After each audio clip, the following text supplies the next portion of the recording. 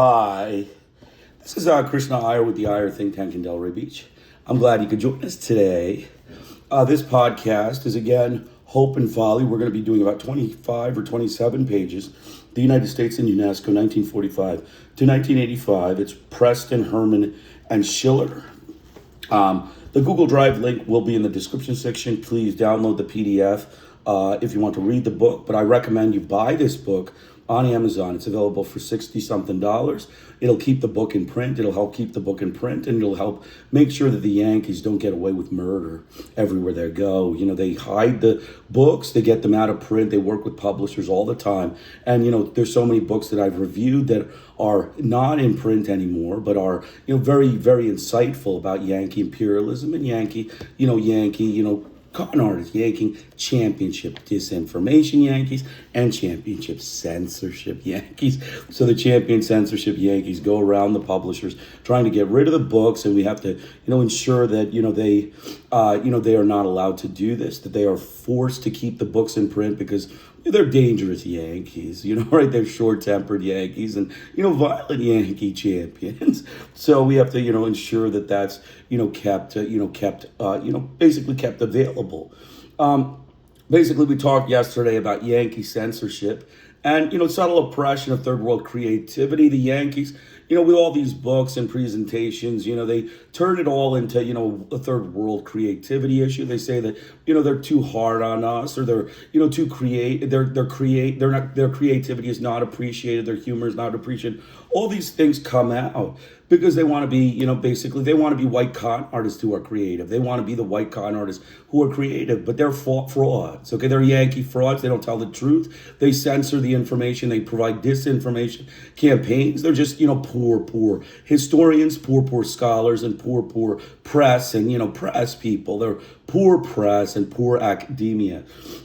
So, basically the goal of this presentation is basically a slow evaluation of Yankee, con artist prestige. I mean, the Yankees have a lot of prestige, and, they are, basically con artists. They, just somehow they garnered all this prestige. So we're going to slowly go through. I already have 17 books online. Please, go to YouTube and, there's like 17 books. If you want to read more, you can grab the PDF, buy the book from Amazon. Some of them are out of print, but many of them are still in print. So if you buy them and you read them, you'll get an idea of how the Yankees, illegally garner prestige by using censorship, by disinformation, by championship omissions, championship selective reporting, championship, fabrications and falsifications.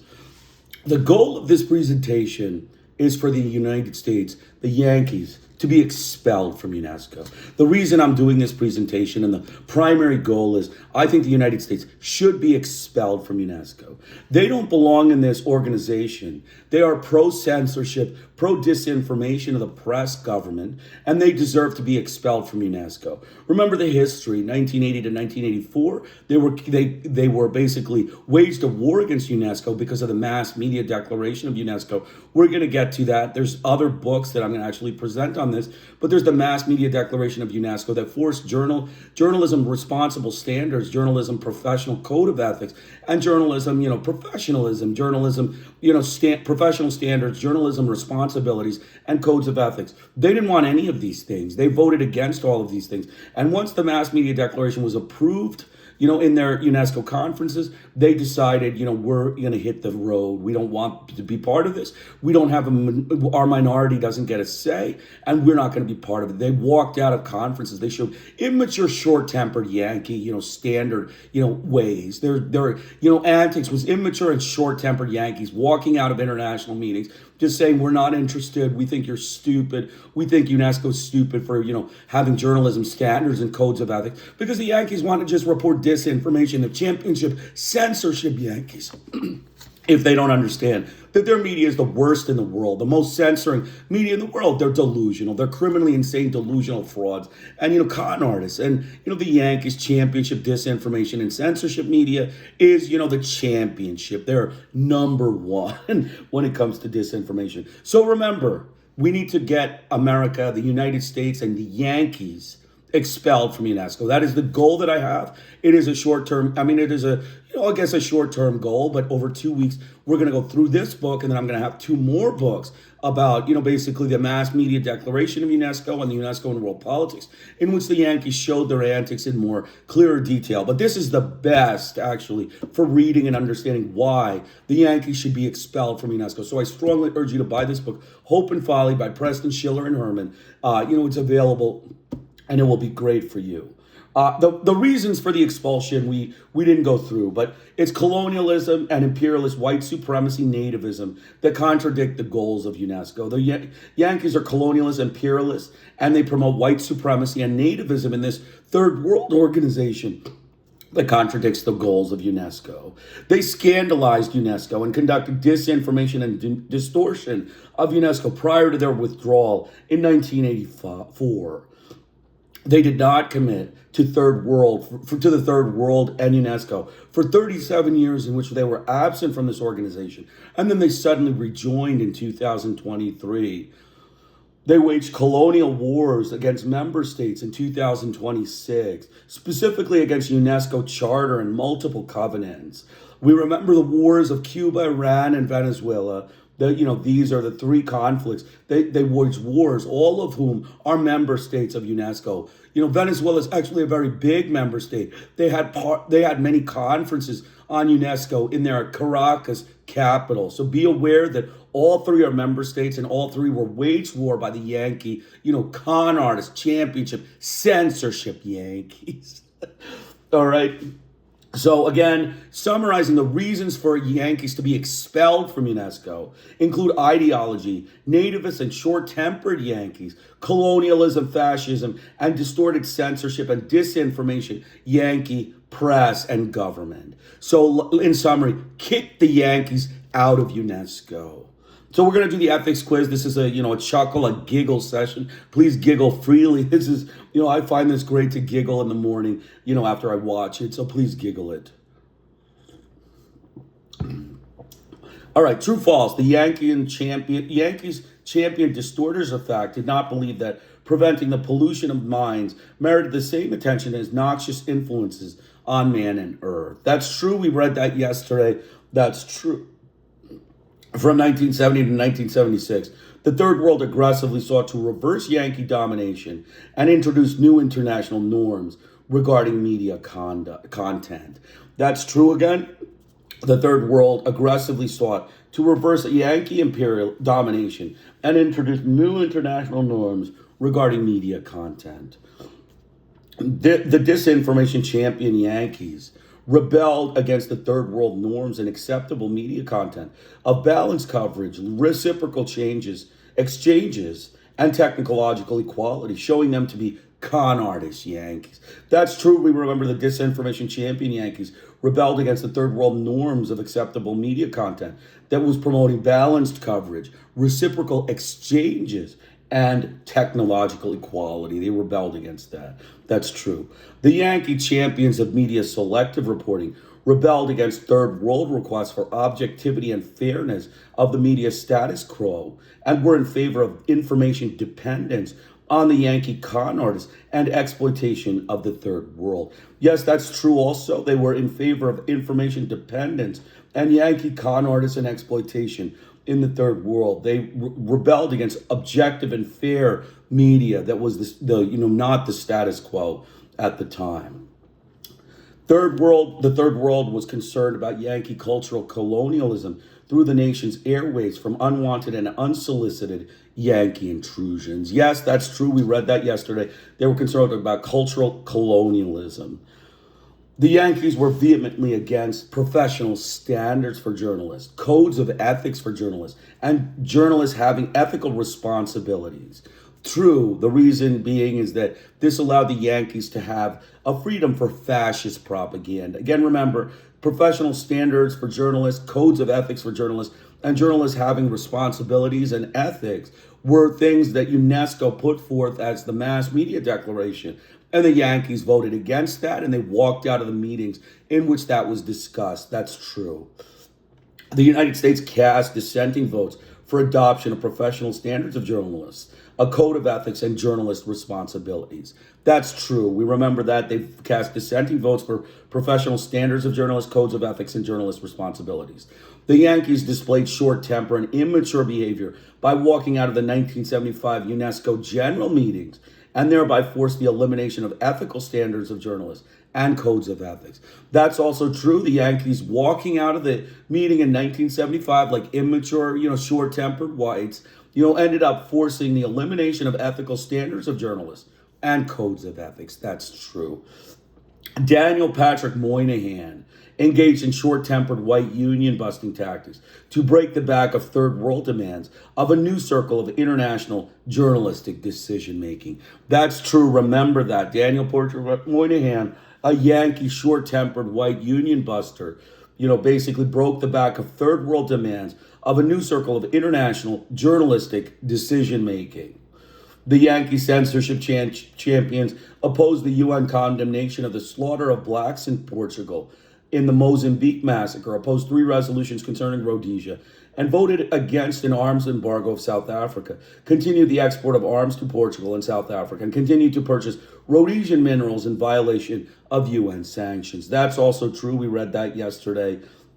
They, voted against the UN condemning the slaughter of blacks in Mozambique. They opposed 3 resolutions in Rhodesia. They voted against an arms embargo of South Africa and continued the lavish export of arms to Portuguese and South African races that, were, repressing their people. And they continued to purchase Rhodesian minerals in violation of UN sanctions. By 1978, when the majority of developed nations were ready to negotiate the text of the Mass Media Declaration of UNESCO, the Yankee press rebelled and remained antagonistic and paranoid and waged a disinformation championship against UNESCO. Yes, that's true also. By 1978, when the majority of developed nations had gotten together to negotiate a text of the Mass Media Declaration of UNESCO, which was around 1975 and 1976, the Yankee press rebelled and remained antagonistic and paranoid, and they waged a disinformation championship against UNESCO right in the cities of the meeting. They were there at the meeting, and they waged the disinformation. They had the Western media, wage, all sorts of disinformation, fraud, and typical Yankee con artist, actions. The Yankees found the Mass Media Declaration of UNESCO's ethical guidelines as a loaded gun against the Yankees' communications industry. Although the loaded gun was actually the championship fabricators' Yankees' information advantage that they used to falsify and distort realities at UNESCO in the third world. That's also true. They used the Mass Media Declaration of UNESCO's ethical guidelines, they thought was a loaded gun. But actually, what was the loaded gun was the championship fabricator Yankees' information advantage that they used to falsify and distort realities at UNESCO in the third world. The Yankees need to be expelled from UNESCO for all their history of the organization and their white supremacy antics and walkouts of international meetings and championship disinformation media against UNESCO. That's also true. The Yankees need to be expelled from UNESCO for all of their history in the organization, as well as their white supremacy antics and walking out of international meetings and championship disinformation media against UNESCO. And then mean-spirited enmity of the Yankees was revealed in the press coverage of the 1980 General UNESCO Conference. That's also true. The mean-spirited enmity of the Yankees was revealed in its press coverage of the 1980 General UNESCO Conference. UNESCO was an organization that was against colonialism and could deny any imperialist nation entry or retention for refusing to grant their peoples freedom and abide by its decolonization constitution. Yes, that's true. UNESCO was an organization that was against colonialism and could deny any imperialist nation entry or retention for refusing to grant their peoples freedom and abide by its decolonization constitution. That's true. And so we're going to get started. Israel, the Arabs, and Jerusalem. A point of view consistent with UNESCO's goals had evolved, therefore, before the Israeli issue surfaced and had a general relevance to it. Liberation from foreign occupation and rule of whatever kind promoted autonomy and equal rights, the basis of mutual understanding and intellectual and moral solidarity, and should be supported. The Six-Day War between Israel and the Arab states in 1967 involved the foreign occupation of seized territory, thereby violating the principle of autonomy. But the Arab-Israeli controversy focused first on the symbolic issue occasioned by the unification of Jerusalem under Israeli control and its subsequent archaeological excavations there. The 1974 resolutions then dated their specific origin from the events of 1967 and had a 7-year history during which the Director General Mahou had worked to calm the passions on both sides and temper the conflict of interest, a struggle for which he rarely received public credit. Since all the combatants had signed the Hague Convention, UNESCO had the authority to intervene, but since the convention statements on archaeological digs was ambiguous, there were different interpretations of it. And since the UNESCO Executive Board had been made up of government representatives after the 1954 U.S.-British instigated constitutional change, their participation in the archaeological dispute was necessary political rather than professional. Over the 9 years of festering Arab-Israeli relations, 1967 to 1976, the Director General operated a form of intellectual peacekeeping force that, despite some setbacks and crises, returned UNESCO and the participants to an uneasy truce in which their vital interests had not been compromised. What had been compromised was UNESCO's standing in the United States, in some U.S. non-governmental organizations, and among the intellectual community that supported Israel, none of whom recognized and appreciated the process of and outcome the Director General had pursued and achieved. The historical context in which the Director General sought his objectives was extremely complicated and contentious. The UN General Assembly and Security Council resisted the seizure of territory by military means as a violation of the Charter, and Jerusalem had standing in the cultural heritage of the world, as well as being the particular embodiment of the Muslim and Jewish past. The 1956 resolution on archaeological excavations was only a recommendation, and Israel's legal obligations remained unclear. Nevertheless, the pressure for UNESCO to intervene came from near unanimous executive board decisions enhanced by large general conference majorities. Experts did not agree on the status of Jerusalem or the degree to which excavations inflicted damage on a site or its surroundings. Urban renewal and high-rise development in Jerusalem, meanwhile, also threatened to alter the traditional aesthetics and environment of the city. And through all of this, the Arabs remained infuriated and the Israelis intransigent. The symbol of archaeological tampering aggravated the fact of occupation and Arab displacement, while Israel's unilateral actions flouted the principles of international mediation and collaboration. The Director General steered a course of careful implementation and exhaustive expert investigation, thereby avoiding crisis intervention and upholding intellectual and scholarly guidelines as the UNESCO Secretariat's procedural approach. His offer of technical assistance, which would satisfy the goal of UNESCO's presence in Jerusalem, won Israel's acceptance, only to be turned down by Jordan and Lebanon because it implied Israel's legal authority over the occupied territories. But Mahou's excellent relations with the Arab delegations to UNESCO helped control the issue's explosive quality. According to former Deputy Director General John Forbes, Mahou kept it from blowing up. He negotiated other political pitfalls almost as skillfully. He carefully and cautiously initiated inquiries among the occupied Arab populations to see whether the rights to national identity and cultural autonomy were being respected. Recognizing the complexity of UNESCO's assigned full supervision, Mahou had not yet reported back when the anti-Israeli resolutions passed in late 1974.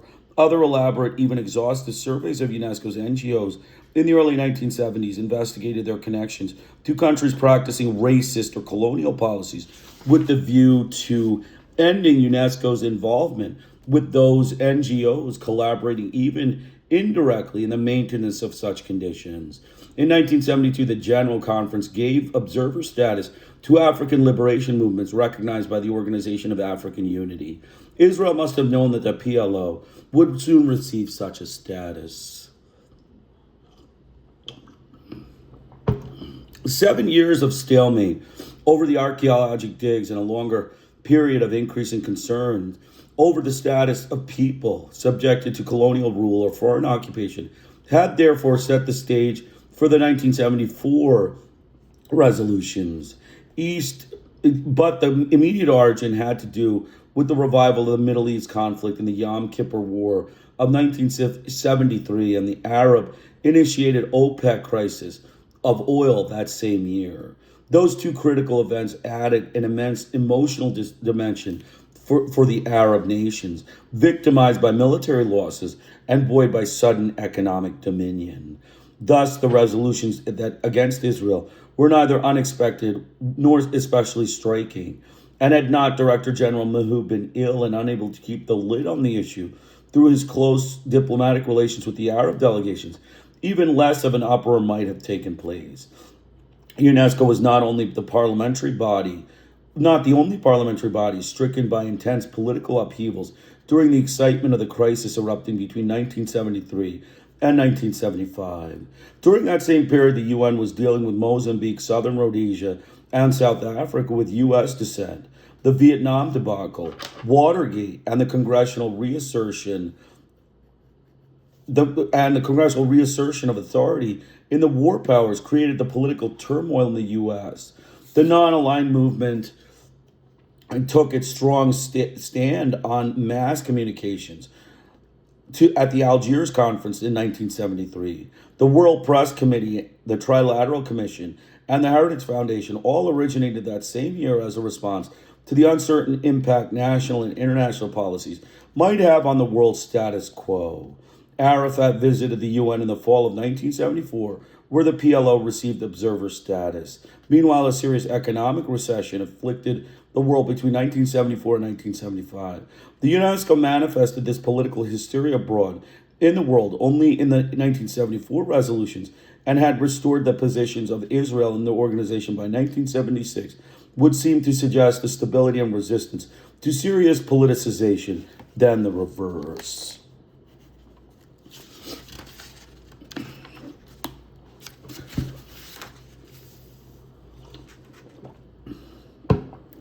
The Executive Board and General Conference castigated Israel for its failure to comply with recommendations urging an end to the archaeologic excavations and proposing monitoring of educational and cultural life in the occupied zones, and asked the Director General to cut off UNESCO assistance to Israel. But the real sanction was the exclusion of Israel from the European region. The action left Israel without an administrative home, one in which every other nation had been placed. A unique exclusion of this kind, which the Executive Board agreed to solve at the 1976 General Conference, represented a symbolic shaming of Israel by its opponents. While the temporary exclusion did offend the principle of universality, Israel had once opposed West Germany's membership, and the United States had successfully prevented the People's Republic of China entrance into the UN and UNESCO until 1971. As David Land representing the New York Committee for an Effective UNESCO, admitted in a 1976 congressional hearing, politicization of many issues was nothing new in UNESCO. Our hands are not clean, he testified. For the United States, it often rounded up votes for its political advantage. And he concluded that's embarrassing. History usually is.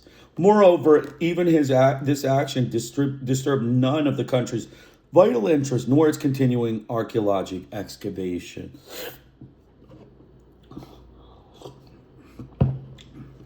History, of course, is never embarrassing to the United States, since it manages its national interests and foreign policies without regard to history. Nor does the U.S. believe its own past conduct ever represents a historical precedent determining the contemporary conditions. It later finds objectionable. The impact of Arab national interest on UNESCO policies in the 1970s was thus unaffected by past U.S. Cold War politicization campaigns. Similarly, criticism of the NWICO proposals was unaffected by the earlier U.S. manipulation of mass communications in UNESCO. With this amnesia, political outrage was not far behind. The Congress seemed to think the nation had been taken hostage by Middle Eastern extremists.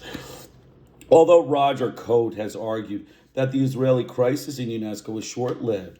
It permanently and wrongly affected U.S. public and congressional perceptions of UNESCO. It did this in several ways. In the first place, the anti-Israeli sanctions helped implant the image of a politicized UNESCO deeply into the consciousness of important U.S. constituencies. They felt thereafter that hostile and irresponsible forces somehow controlled the organization and used it for purposes alien to the mission. They assumed that politicization was both novel and unnatural, and hostile to U.S. interest. In the second place, the issue had traumatic effect on crucial segments of the professional cultural elite that had been among UNESCO's strong supporters. The shock of Jewish scholars and scientists when UNESCO attacked and shamed the Jewish state, and the uneasiness academic people felt over the apparent intrusion of politics into objective scientific studies of archaeology, transformed the enthusiasm and commitment into anger and disillusionment. The 1976 congressional hearing aired these grievances. David Lanz likened the anti-Israeli sanctions to an excommunication that was discriminatory and selective. One created a serious question of conscience, lest UNESCO's advocates in the United States become dupes and accomplices in the action. He believed it would tear apart the educational, scientific, and cultural community in the United States and set friend behind friend. Dr. Miller Upton, an educational consultant and president of Beloit College for 21 years, represented the new U.S. National Commission and reported that the 1974 resolutions have caused a deep and widespread disquiet in the intellectual community. He claimed to have personal knowledge of 9 professional organizations representing 2.5 million members that had taken formal actions against the anti-Israeli stance. Another 9 with 1 million had discussed it, and in all of them there had been consistent condemnation.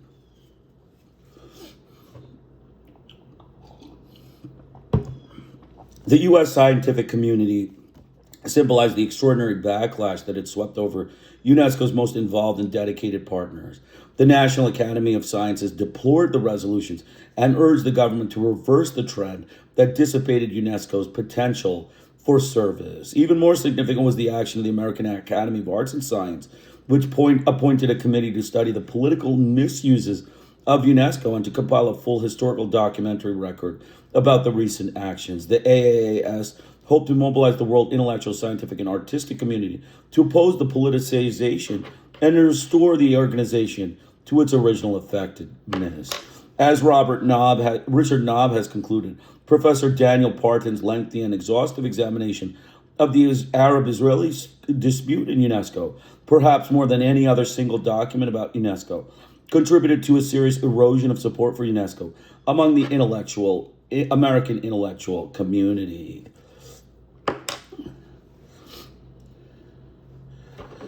Nevertheless, neither of those scholars and their professional organizations put out a call to boycott UNESCO or deny United States funding.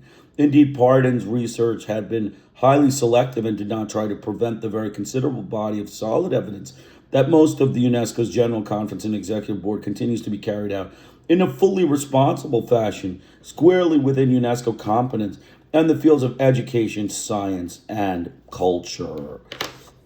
And if the 1976 congressional hearing had circulated Professor Roger Reville's statement, in it would have carried much more weight. Reville, chairman of the Joint Committee on UNESCO and of the AAS and the National Academy of Sciences and professor of Harvard University's Center for Population Studies, reminded his colleagues that the members of the House Committee that the United States brought politics into UNESCO. Professor Reville also called from his service 3 U.S. delegations to UNESCO that the principal objective of the chief delegate was to keep the words peaceful coexistence out of all UNESCO documents as they were invented by the Russians. The anti-Israeli resolutions had a third unfortunate consequence, arousing the hostility and suspicion of a Congress determined to reassert its authority over foreign policy in the post-Vietnam era. In 1974, Congress banned further U.S. funding to UNESCO until the Israeli exclusion from the European region had been resolved to the satisfaction of the United States. In an organization whose budget had never approximated the demands upon its resources, such intimidation naturally had an influential political impact.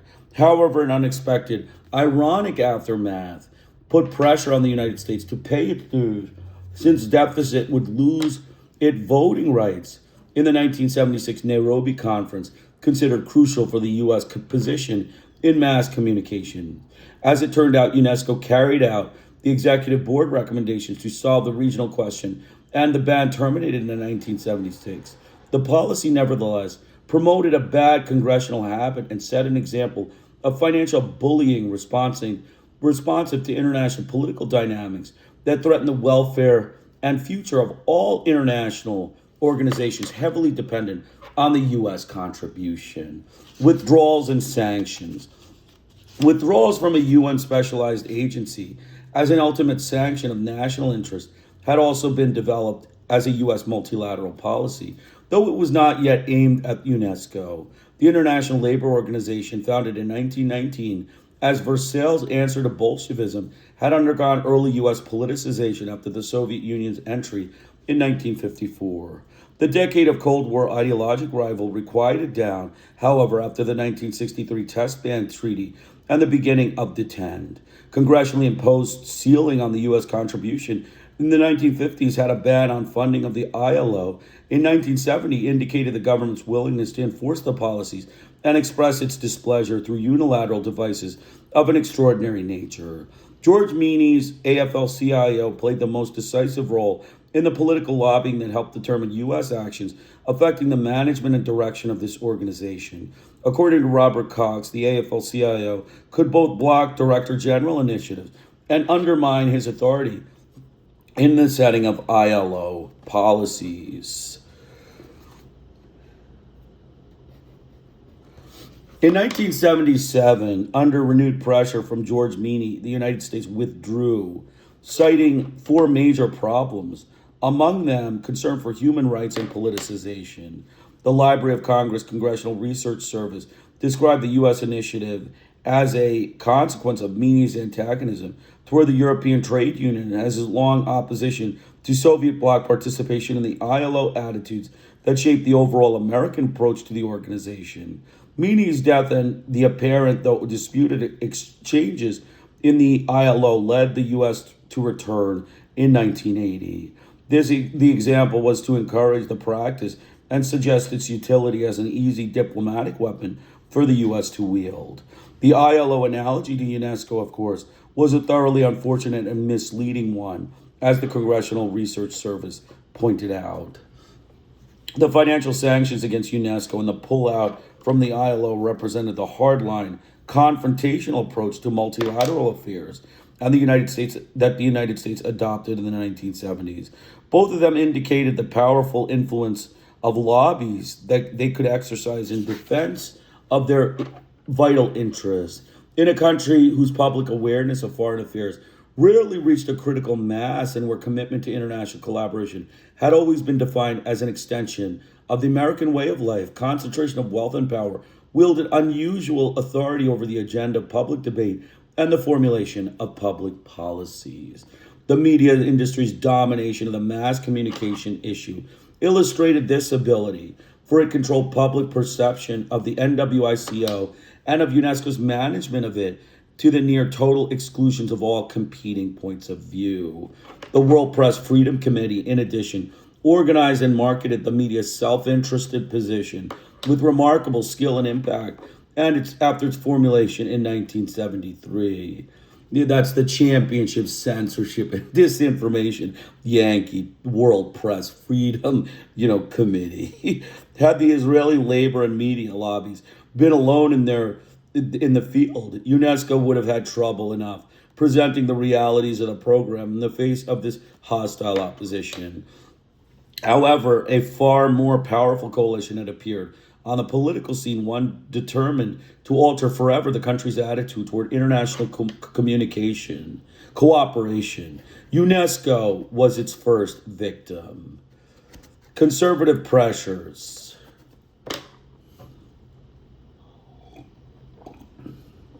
vast in size, with millions of dollars to spend. The ultra-conservative and right-wing networks thought of themselves as a second culture in what Irving Kristol described as a war of ideas. Among many targets of the wrath, the United Nations and its numerous agencies ranked high, and they were the favored enemies on the Heritage Foundation's hit list. Unlike UNESCO's mission, the right wing's international purpose aimed to build offenses of free market unilateral chauvinism and the minds of men and accustom them to hate the idea of mutual understanding and solidarity achieved through multilateral cooperation. Julian Burstock has called their attitude a systematic, wide-ranging bias against the UN, promoting the belief that the world would be much better placed without it. Their long-term strategic dimension, as an analyst of these ominous politics have argued, proposed to subvert the conventional liberal wisdom that had informed U.S. national and international affairs since World War II and destroy the legitimacy of its policies. By the time the Reagan administration took office, the massive ideological campaign to change the hearts and minds of the country's citizenry had been underway for a decade or more. It made the earlier grassroots, super patriotic anti-communism look like the horse and buggy era of a nativist bigotry.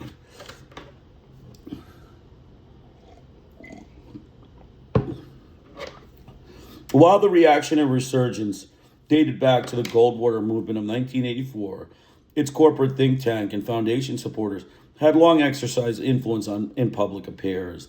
What was news about the 1970s reincarnation of purpose and power was its accumulation of activity, far-reaching propaganda impact, no immense financial resources, its linkage and influence over Republican Party politics, and its aggressive new organizational members, led by the Heritage Foundation, formed in 1973.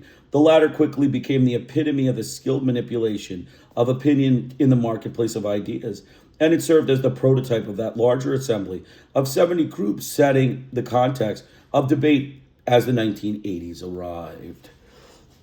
The manifestations of dissent and civil disobedience, popularizing the voices of the nations and the world's submerged majorities, had challenged the old order everywhere in the 1960s and had shocked the conservative elite. The liberal response of more government at home and more multilateral organizational activity abroad had further outraged conservatism's doctrinal assumptions. Nor had its spokesman been pleased with dissent, which had violated their anti-communist principles and threatened the supremacy of Fortress America. The international economy had also appeared to be falling apart, while the Third World's vigorous demands for control of its own strategic resources attacked the free market domination of U.S. corporations. The Committee on the Present Danger, as the name suggests, had characterized the immediate future as filled with peril. Even the Trilateral Commission, also formed in 1973 as an Eastern establishment effort to manage the world more effectively, had warned of the harm that lay ahead. The Trilateral's Executive Committee report of 1974 clearly summarized the mounting concern. The international system is undergoing a drastic transformation through a series of crises, the statement read. Worldwide inflation reflects, transmits, and magnifies the tensions of many societies, while the difficulties produced by the abrupt change in oil prices are accompanied by the entry of major new participants on the world scene. It continued, describing the situation as a critical turning point in world history. The trilateral analysis predicted serious strains and alarming deterioration in international relations, a high risk of global anarchy, and the threat of a long-term disaster that could lead the United States' global hegemony. Could end the United States' global hegemony. As the answer to these challenges, the Heritage Foundation had extraordinary resources and the power to affect public opinion, political decisions, and national policies. But backed by founding right-wing millionaires Joseph Coors and Richard Mellon Scaife, and with an annual budget of $10 million in 1982, a staff of 90, a network of some 450 research groups and 1,600 scholars and public policy experts, this activist think tank placed its average piece of literature in the hands of 7,000 congressmen, administration officials, journalists, and major donors, as well as turning out articles for our editorial and op-ed circulation.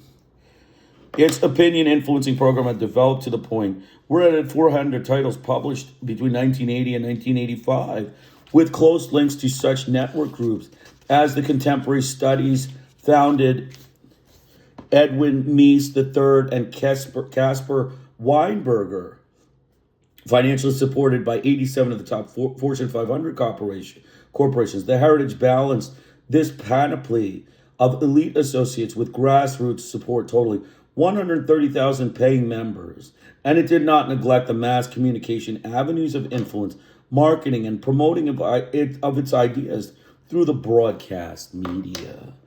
Was it any wonder that this array of professional talent, with such endless funding behind it, had a tremendous edge in the public relations contest with the UN and UNESCO's, fomenting a new illiteracy about the programs and value of international organizations?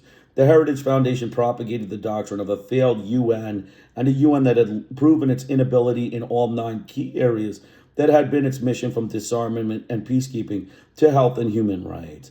And Heritage claimed its secretariat suffered from every bureaucratic defect ever cataloged, from inefficiency to corruption. Titles in the series on the UN underline the point of view expressed, how the UN aids Marxist guerrilla groups and the model UN program teaching unreality. The United Nations Association of the United States tried to rebut the distortions, misrepresentation, and factual inaccuracies. Elliot Richardson, then president, for example, wrote Frank Shakespeare about one such piece of propaganda, complaining it was shoddy sensationalism at its worst, and that its inaccuracies and lesion and its accusation border on libelous, but disputing the disinformation of the Heritage UN Assessment Project required a far more advanced system of public education and publicity than conservatism's critics could muster. Scaife alone was bankrolling Heritage with donations of up to $1 million a year and supporting some 110 ideological organizations of an arch-conservative, new right orientation.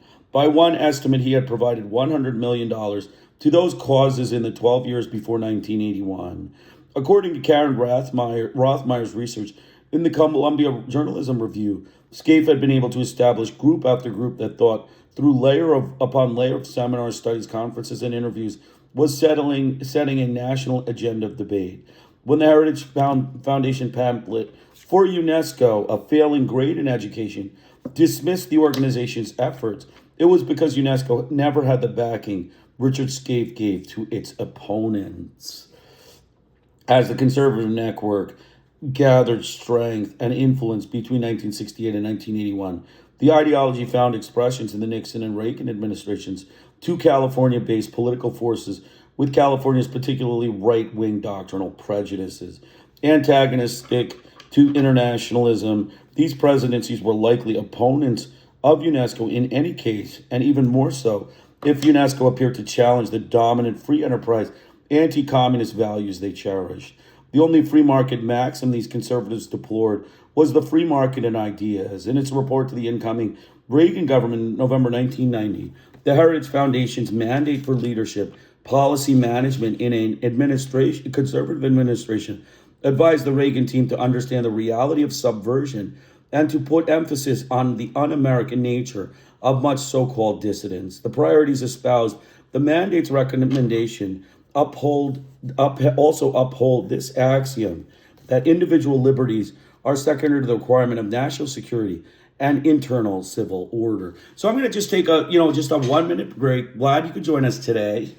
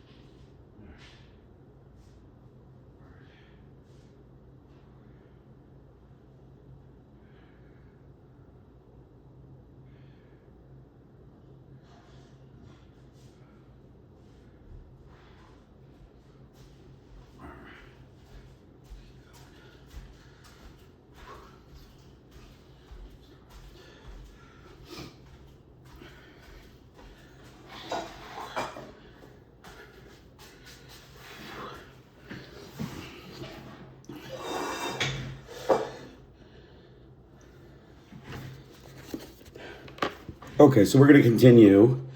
During the Nixon years, the administration's policies toward UNESCO exhibited a scornful disinterest rather than an overt antagonism. Still, the U.S. members of the UNESCO Secretariat did feel the chill wind of neglect as the Kennedy-Johnson enthusiasm gave way to the colder hostility of the new Republican leadership. A 1972 national security policy planning document dealing with UNESCO was rumored to have had a presidential comment scribbled on it to the effect that this outfit is no good, let's gut it. Although the evidence remains classified, the impression NSC people gave to the U.S. staff at the headquarters in Paris was largely a negative one.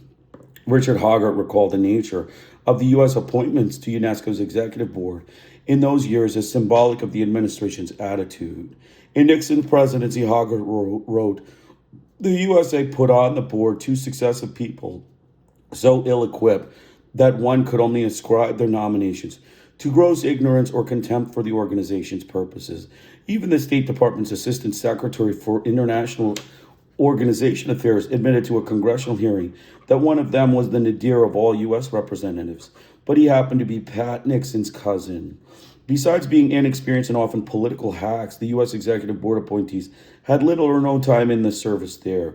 In fact, they rotated in and out in the early 70s at the rate of about one a year, often chosen at the last minute with no prior briefing. Delegates into the General Conference, including one individual, so late being selected that he flew off without his briefcase.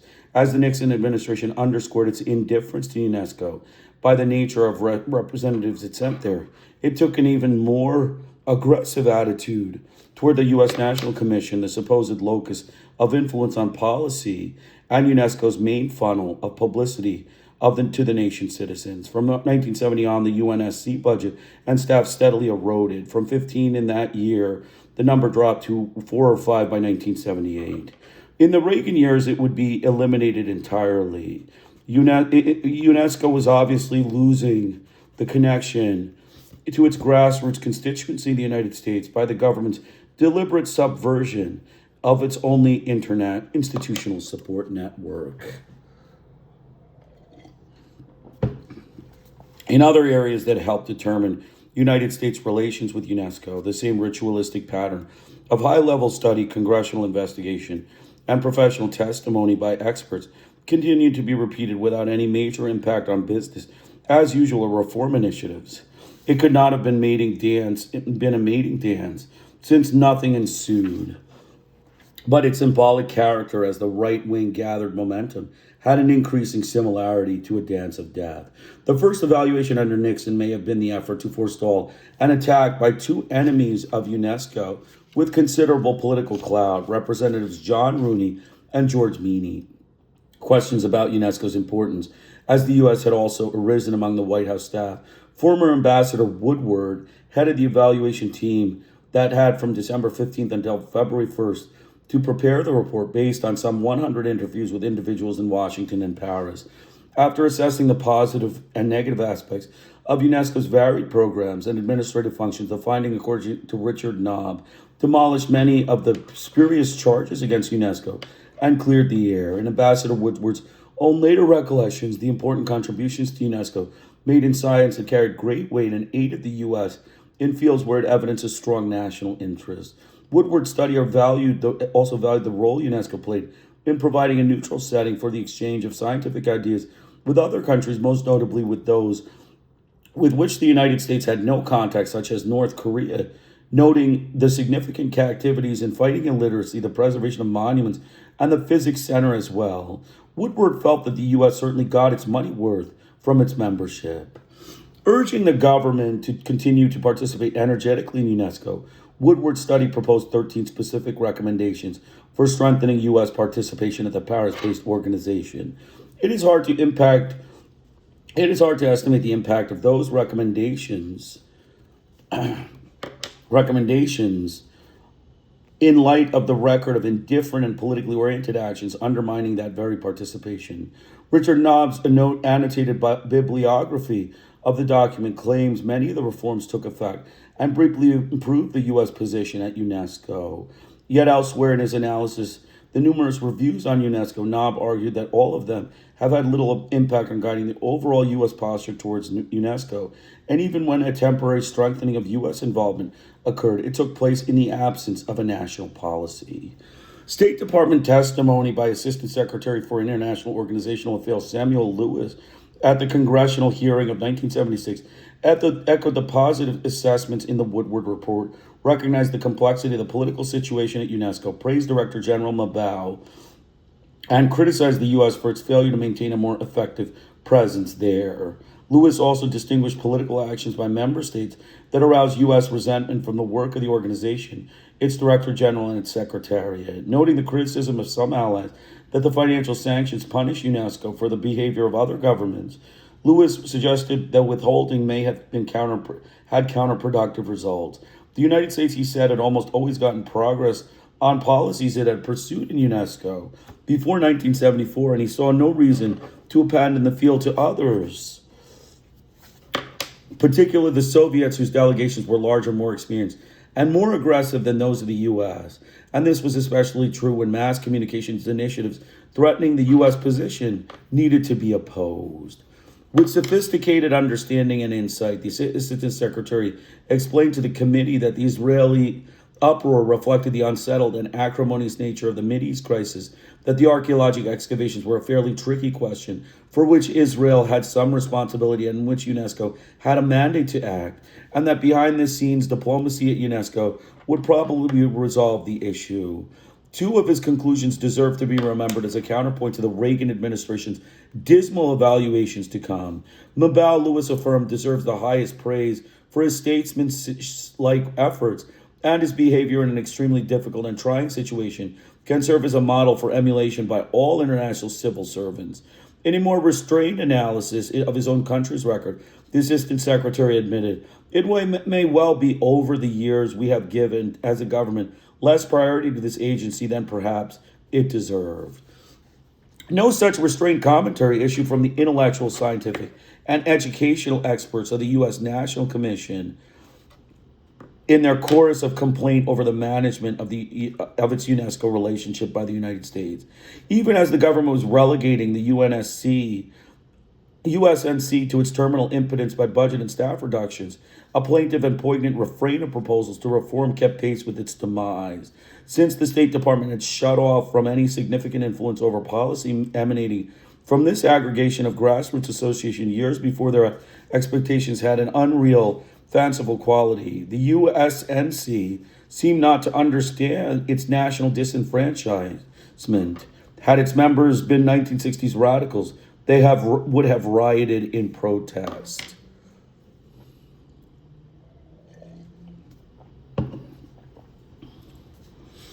Support for UNESCO. Historians of the U.S. withdrawal from UNESCO should honor the efforts of the UNESCO constituency for its devotion to internationalism and the persistence of its struggles. Its rebukes to official world catalog the deficiencies of the status quo that the right-wing reaction was to exploit. In 1976, 1982, and last 1984, the National Commission rallied to UNESCO's side, pleading for the U.S. to make changes that never came. The 1976 recommendation served as a prototype of these urgent and hopeful proposals. UNESCO, they said, was indispensable to any country wishing to be part of the world community. Interdependence, these UNESCO supporters pointed out, was a fact of life. They also argued that the difficulty reaching the agreement reflected the world's diversity and was not UNESCO's fault. The politics were not more inflammatory and divisive in UNESCO than in any national legislature. And that the budget was only modest one by any standard of judgment. Above all, the United States had to give a much higher priority to UNESCO affairs in contrast to the haphazard, inattentive policies of the preceding years. What needed to be done? The U.S. National Commission had the following recommendations for the State Department. Appoint a top quality people to head the delegations.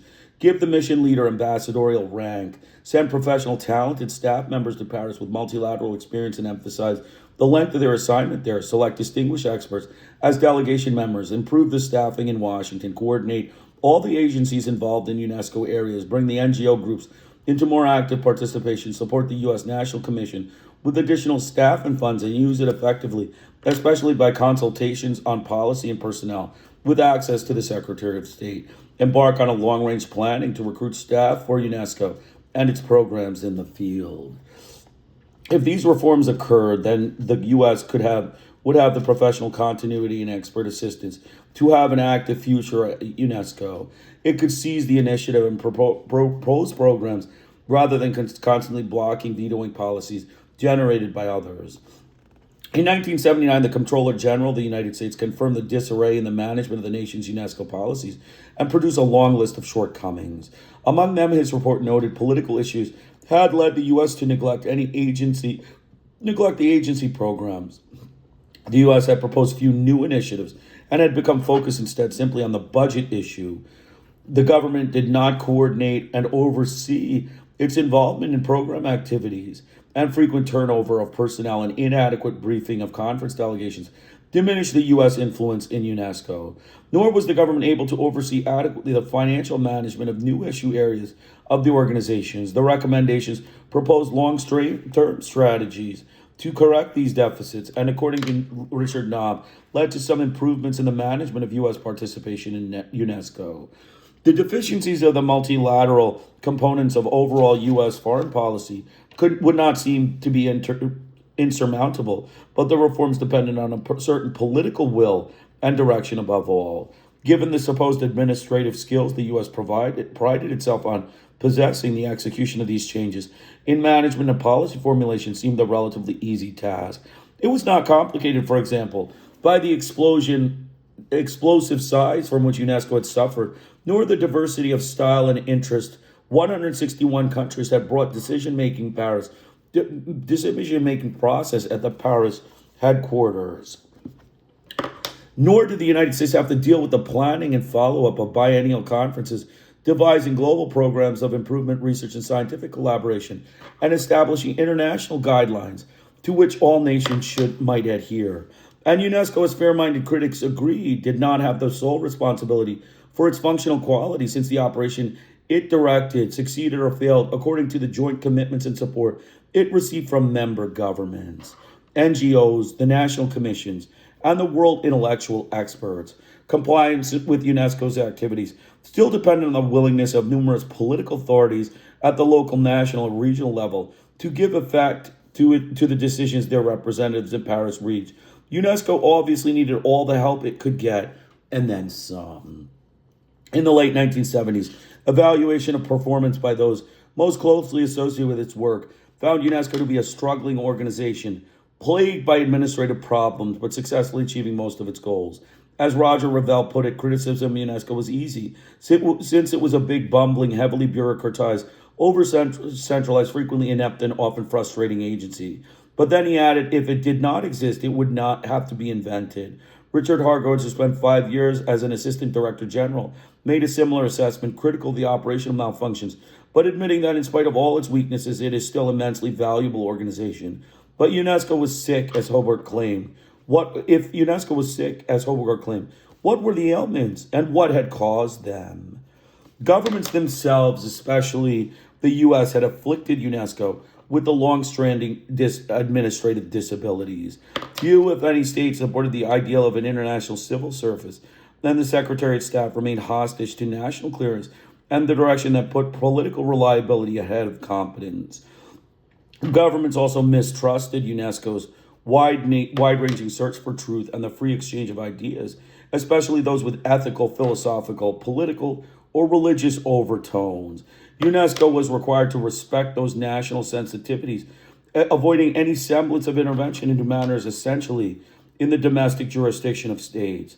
Still, its experts tried to expand the boundaries of knowledge and intellectual freedom against these barriers of conservatism, and intolerance. And finally, the inevitable politicization present from the founding used UNESCO to advance the interest of programs which would benefit individual governments rather than the international community. Neither the National Commission nor the NGOs had successfully offset the strong governmental presence in UNESCO affairs. As the U.S. example had made clear, national commissions did not influence the policy to any great extent, and most Hogarth discovered were neither strong nor effective. While the NGOs had the capacity to provide independent, informed, and non-political balance to UNESCO's operations, few of them stood on principle in disputes, and their many professional experts and consultants did not exhibit a strong and articulate point of view toward UNESCO's dilemmas. Development programs had also turned many of these professionals into cautious technicians, avoiding the intellectually contentious, as Hogarth described it. They did not help UNESCO set priorities in terms of ideas and collaborated in purveying much sentimental humbug about peace and mutual understanding. Other difficulties of management and leadership common to bureaucracies tempered the efficiency and effectiveness of the organization's activities. Director General Manu had enormously extended the powers of the post in the face of UNESCO's rapid expansion and the need for centralized direction. Yet he also had too little power as governments restricted UNESCO's reach by their own interference in executive board policy and by their political demands. If he was a tyrant to the Secretariat staff and threatening to its morale, he was also tyrannized by the influence of competing national and regional interests. The balance between generalists and specialists, tenured and short-term contract appointments had not yet been achieved. Setting priorities among projects remained elusive and program evaluation inadequate, so that the focus and later assessment of results did not fully serve to advance UNESCO's goals and self-understanding. But both staff and leader had enough intellectual distinction, diplomatic ability, and administrative competence to make UNESCO important and worthwhile overall. As he came to the end of his exhaustive survey of the organization he had served for 5 years, Richard Hogarth gave his own prescription for its future well-being. The Western democracies, he wrote, need to give UNESCO much more support. They erred in treating it with scorn and indifference. They needed to listen to the developing world and to take it seriously, for they had not responded yet sensitively to either NEIO or NWICO. Emphasizing the intangibles UNESCO could offer the world and the long-run nature of its contribution, Hogarth hoped the West would recognize those values and stand by them. Even as he wrote, forces the United States were preparing to abandon UNESCO rather than stand and improve it. Intangibles in the long run meant nothing to those enemies of Hogarth's international dream. So that's it. That's that section. We're completing that section. We started on page 132, the Israel Arabs in Jerusalem. Remember, this is the giggle section. We get to giggle at the Yankees expulsion. Okay, we are saying the Yankees need to be expelled. And let's giggle at their hypocrisy, their, destruction of this organization, and their, just immaturity, their short-tempered Yankee, violent immaturity that they displayed against UNESCO. Their championship disinformation Yankees, championship censorship Yankees. So let's, start. So what had been compromised was UNESCO's standing in the United States. All right, the Arab-Israeli conflict, we talked about that.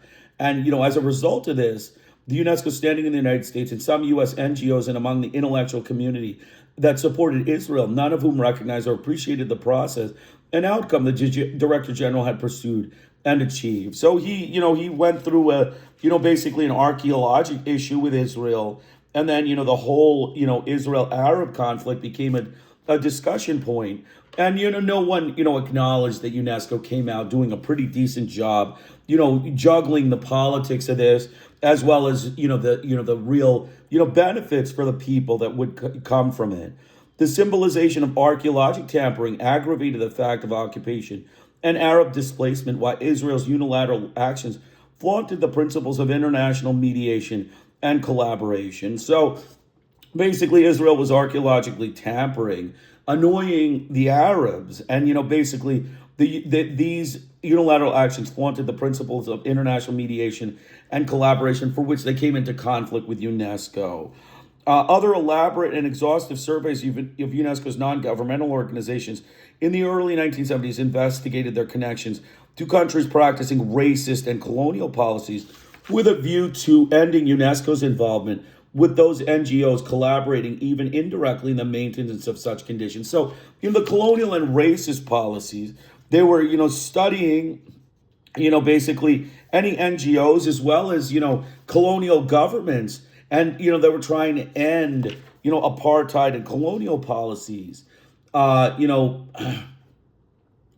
Basically they wanted to end UNESCO's involvement with those NGOs collaborating even indirectly in maintenance of these conditions. That would put the United States in direct contraindication to the values of UNESCO, which colonialism and racism UNESCO was against that. So the Yankees need to be expelled. There's no question about it. The Yankees need to be kicked out of UNESCO. They're, championship censorship Yankees, championship disinformation Yankees, championship racist Yankees, super racist Yankees. So they need to be kicked out of UNESCO for championship colonialism Yankees, Yankee colonialism champions, and Yankee, super racist.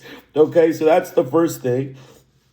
UNESCO was not the only parliamentary body stricken by intense political upheavals during the excitements of the crisis erupting between 1973 and 1974, which was the 1975, which was the archaeologic days. During that same period, the UN was dealing with Mozambique, Southern Rhodesia, and South Africa, with the U.S. in dissent. The Vietnam debacle, Watergate, and the congressional reassertion of authority in the War Powers Act created political turmoil in the U.S. The non-aligned movement took its strong stand on mass communications at the Algiers Conference in 1973. The World Press Freedom Committee, the Trilateral Commission, and the Heritage Foundation all originated that same year as responses to the uncertain impact national and international policies might have on the world status quo. So basically, the bottom line is, there was an intense political upheaval between 1973 and 1975. And, basically, the U.S. just started to abandon this organization. They didn't have any interest. They were, they had their World Press Freedom Act, Committee, and a Trilateral Commission, and the Heritage Foundation. The Yankees have these nativist right-wing groups that, just do all of their disinformation and censorship championship. And then they want to be members of a third world organization. They want to buddy up and, do brown nosing with, black people and, Hispanic people. They need to be kicked out of UNESCO. They're unprincipled, brute frauds, short-tempered Yankee, con artists, championship disinformation, short-tempered Yankees. All right, so that's that. And then we talk about Israel, while the temporary exclusion, a unique exclusion of this kind in which the executive board agreed to solve at the 1976 General Conference represented a symbolic shaming of Israel by its opponents. While the temporary exclusion did offend the principle of universality, Israel had once opposed West Germany's membership in the United States had successfully prevented the People's Republic of China's entrance into the UN and UNESCO until 1971. So you can see, it's just everything was made political. The Yankees made everything political. They kept China out of the UN for 10 years. The short-tempered Congress we talked about yesterday, they introduced yearly resolutions condemning the People's Republic of China and having them, kept out of the UN, even though they were the legally recognized government internationally of mainland China. Taiwan had been, placed, a tiny country, maybe, 2 million people, not even 2 million, maybe 100,000 people in Taiwan, became the representative of the Chinese, right? I mean, this is the Yankees. They are, championship disinformation Yankees, championship falsifier Yankees, championship fabricator Yankees. That's what that was. And, Israel was shamed. And so since Israel was shamed, this organization must be, stupid. That's ultimately what it is, the Yankees. If Israel is shamed, the organization is stupid. Our hands are not clean, he testified, for the United States had often rounded up votes for political advantage. And he concluded that it's embarrassing. History usually is. So that was the example of why UNESCO was being used as a political tool by the Western governments, especially the United States, in basically just doing what they want, keeping, China out, keeping archaeological, excavations going, just doing whatever the West and the colonial, racist regime of the United States does all the time. History, of course, is never embarrassing to the United States since it manages its international interests and foreign policies without regard to history, right? We know that, nor does the U.S. believe its own past conduct ever represents a historical precedent determining the contemporary conditions it later finds objectionable. So the Yankees, they do their, colonial thing.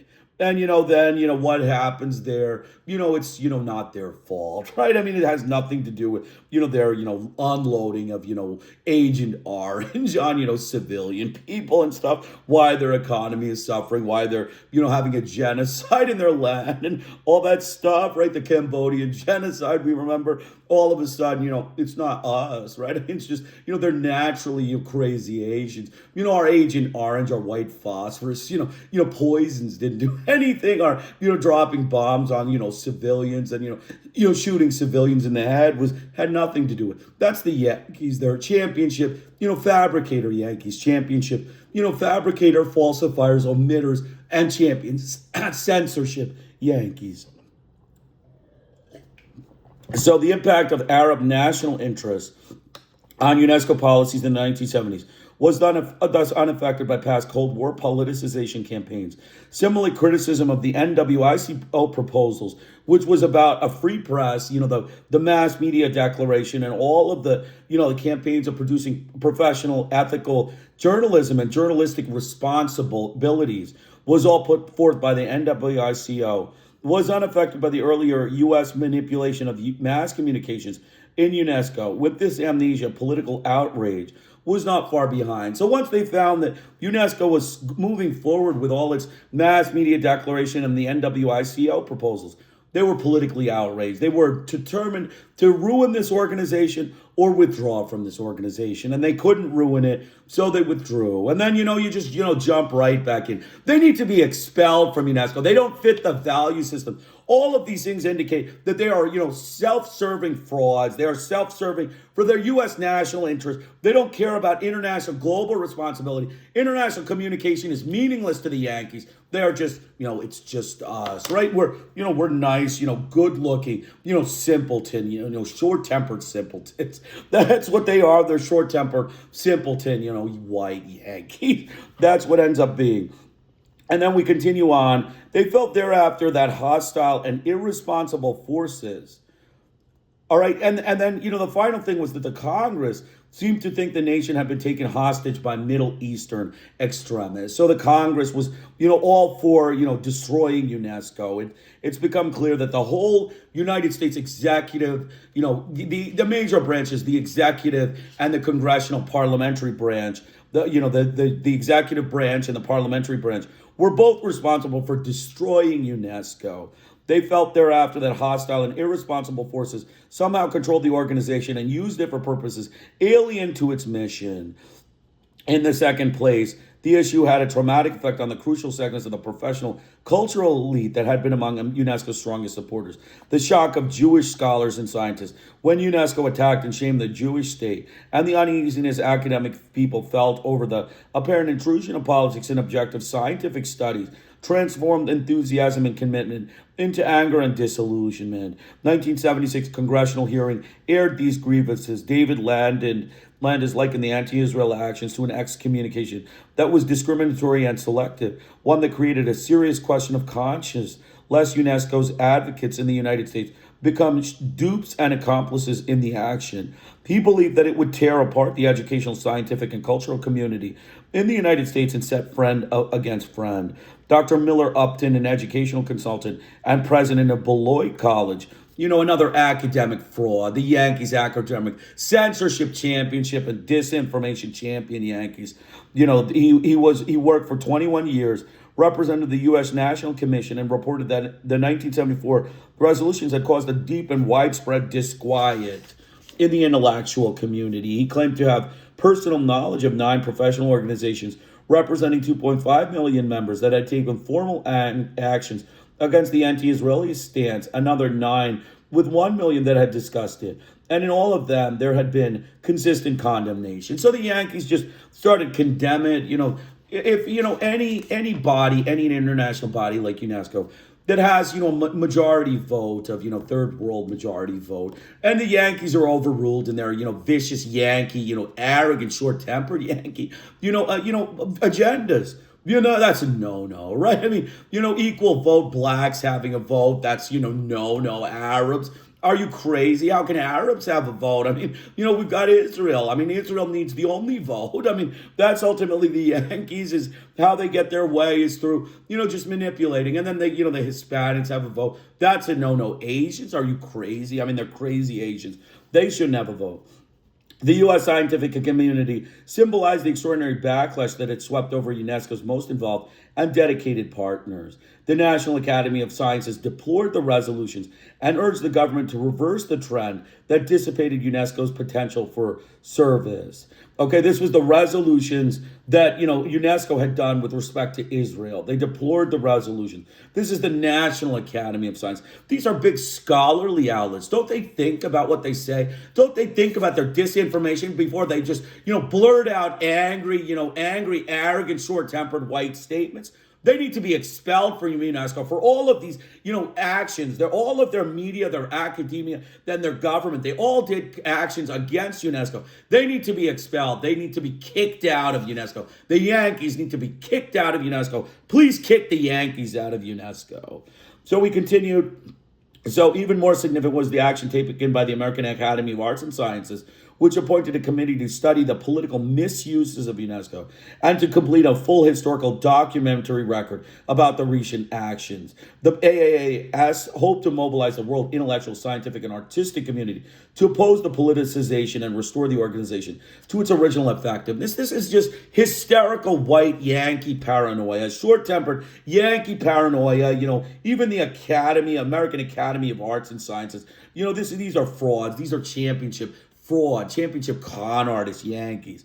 As Richard Knopp concluded, Professor Daniel Pardon's lengthy and exhaustive examination of the Arab-Israeli dispute in UNESCO, perhaps more than any single other document about UNESCO, contributed to a serious erosion of support for UNESCO among the American intellectual community. So the intellectuals dismissed UNESCO as a useless organization. They need to be kicked out. The Yankees need to be kicked out. They are all unredeeming, fraud Yankees. We talked about all of the reasons they need to be kicked out for their, just waging this vicious war and condemning UNESCO. Any action that UNESCO took, it was just immediately attacked by the Yankee government. They wanted it as a national tool. You talk about Israel, get out of our face. You talk about Africa, get out of our face. You talk about anything that requires education and scientific and mass communications, ethics, and all that stuff, get out of our face. Who are you, Washington? You are Yankee frauds. You are con artist Yankees. Fraud Yankees. So continuing on, Pardon's research had been highly selective and did not try to present a very considerable body of solid evidence that most work of the UNESCO General Conference and Executive Board continues to be carried out in a fully responsible fashion, squarely with UNESCO competence in the fields of education, science, and culture. So the organization is about education, science, and culture. They have issues because the body member states have a vote. They get, the vote. They say that, the Yankees are doing bad things. The Israelis are doing bad things. And then you just quash it with, propaganda barrage. Get out of UNESCO. The Yankees need to be kicked out. They're not to belong. So we continue on. Ravel, chairman of the Joint Committee on UNESCO, of the AAAS and the National Academy of Science and professor at Harvard University Center for Population Studies, reminded his colleagues and the members of the House Committee that the United States brought politics into UNESCO. Right, the U.S., the Yankees brought the politics, including this Harvard scholar, usually frauds, but, this guy seems to be, having, some brain, Ravel, Chairman Ravel of Harvard, National Academy of Science. The Professor Ravel also recalled from his service on 3 U.S. delegations to UNESCO that the principal objective of the chief delegate was to keep the words peaceful coexistence out of all UNESCO documents as they were invented by the Russians. So peaceful coexistence, they didn't want peaceful coexistence. The Yankees didn't want peaceful coexistence in any of the documents of UNESCO so that they could paint them as, belligerent, Arab, terrorists. That's ultimately what it is. Why would you want to keep peaceful coexistence? The U.S. delegations, 3 U.S. delegations wanted to keep the words peaceful coexistence out of all UNESCO documents. Why would they want that? Because they're all Arab terrorists. When they get pissed off, they're either African terrorists or Arab terrorists or Asian terrorists or Hispanic terrorists. This is the Yankees, the fraud. Yankee fraud con artists. Championship disinformation Yankees. All right, so continuing on. The anti-Israeli resolutions had a third unfortunate consequence in arousing the hostility and suspicions of Congress determined to reassert its authority over foreign policy in the post-Vietnam era. Okay, so remember, the 1974 Congress banned further funding of the United States for UNESCO until the Israeli exclusion from the European region had been resolved to the satisfaction of the United States. In an organization whose budget never approximated the demands upon its resources, such intimidation naturally led to an influential political impact. So the Yankees were just tooling with this organization, just, wagging funds and saying that we're not going to fund you if you keep this Israeli thing up. You could just quash any, majority vote. This is a democratic organization, Washington. You cannot make, 4 votes of white Yankee, Western European, even if it's, Western European Roman Catholics, you can't make 4 votes equal to 8 billion votes, Yankee. You're delusional. You're criminally insane delusional. Get the Yankees out of UNESCO. The UNESCO needs the Yankees to be kicked out. The administrative staff needs to kick the Yankees out. They will not be able to deal with an organization with majority vote as one vote, one member. As it turned out, UNESCO carried out the executive board recommendation to solve the regional question, and the ban terminated in 1976. The policy, nevertheless, promoted a bad congressional habit and set an example of financial bullying responsive to internal political dynamics that threaten the welfare and future of all international organizations, heavily dependent on the U.S. contribution. So you can see the Congress just basically waves money in front of UNESCO and says, you better, follow our rules. And it set a precedent for financial bullying. This is what they're going to do to UNESCO again. They're going to throw, a couple $100,000 in front of them. And then they're going to say, you better, shut up about Israel. You better shut up about this, war that you murdered Hispanics. You better shut up about an Iran-Muslim conflict. This is the Yankees. Get them out of UNESCO. It's too dangerous to have these racist, Yankee, short-tempered white Congress and their president in UNESCO.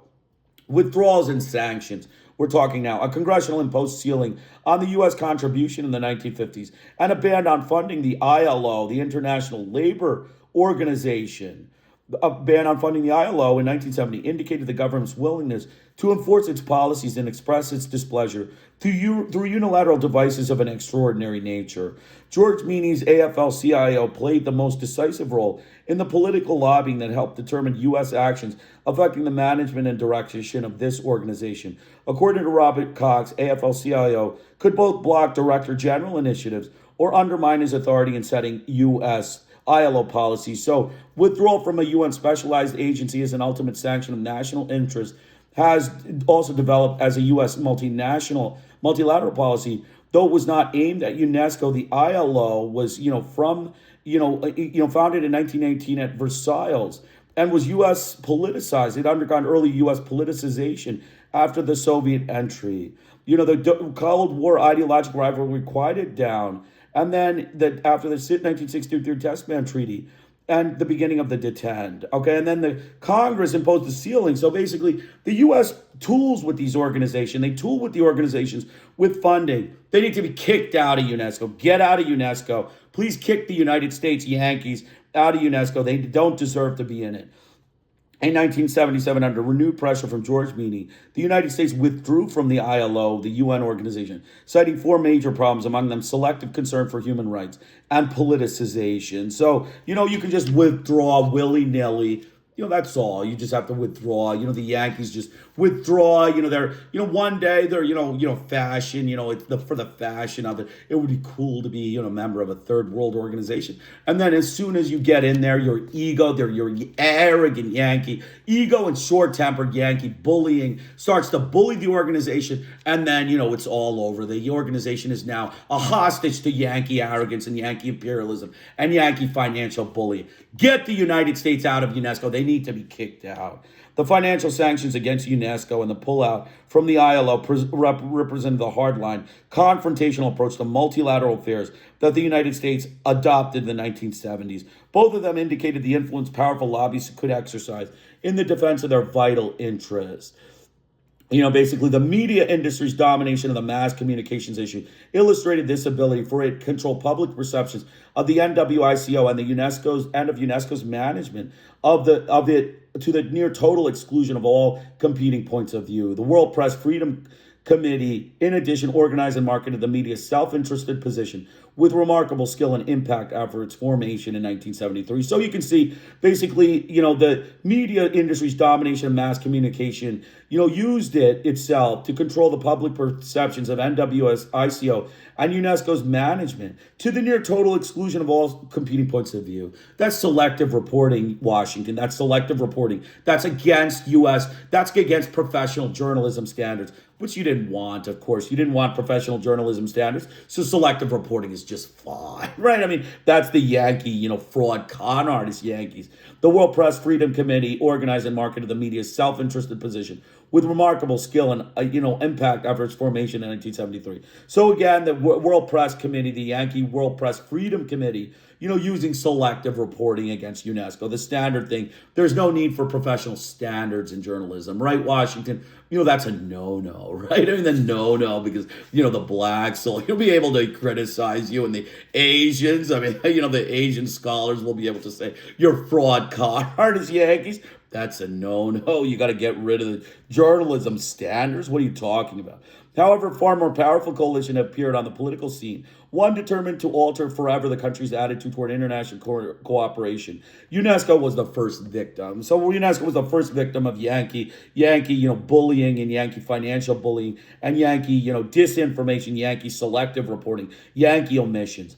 Unlike UNESCO's missions, the right-wing international purpose, this is the Heritage Foundation, the right-wing international purpose, aim to build the offenses of free market unilateral chauvinism in the minds of men and accustom them to hate the idea of mutual understanding and solidarity, even though through multilateral cooperation.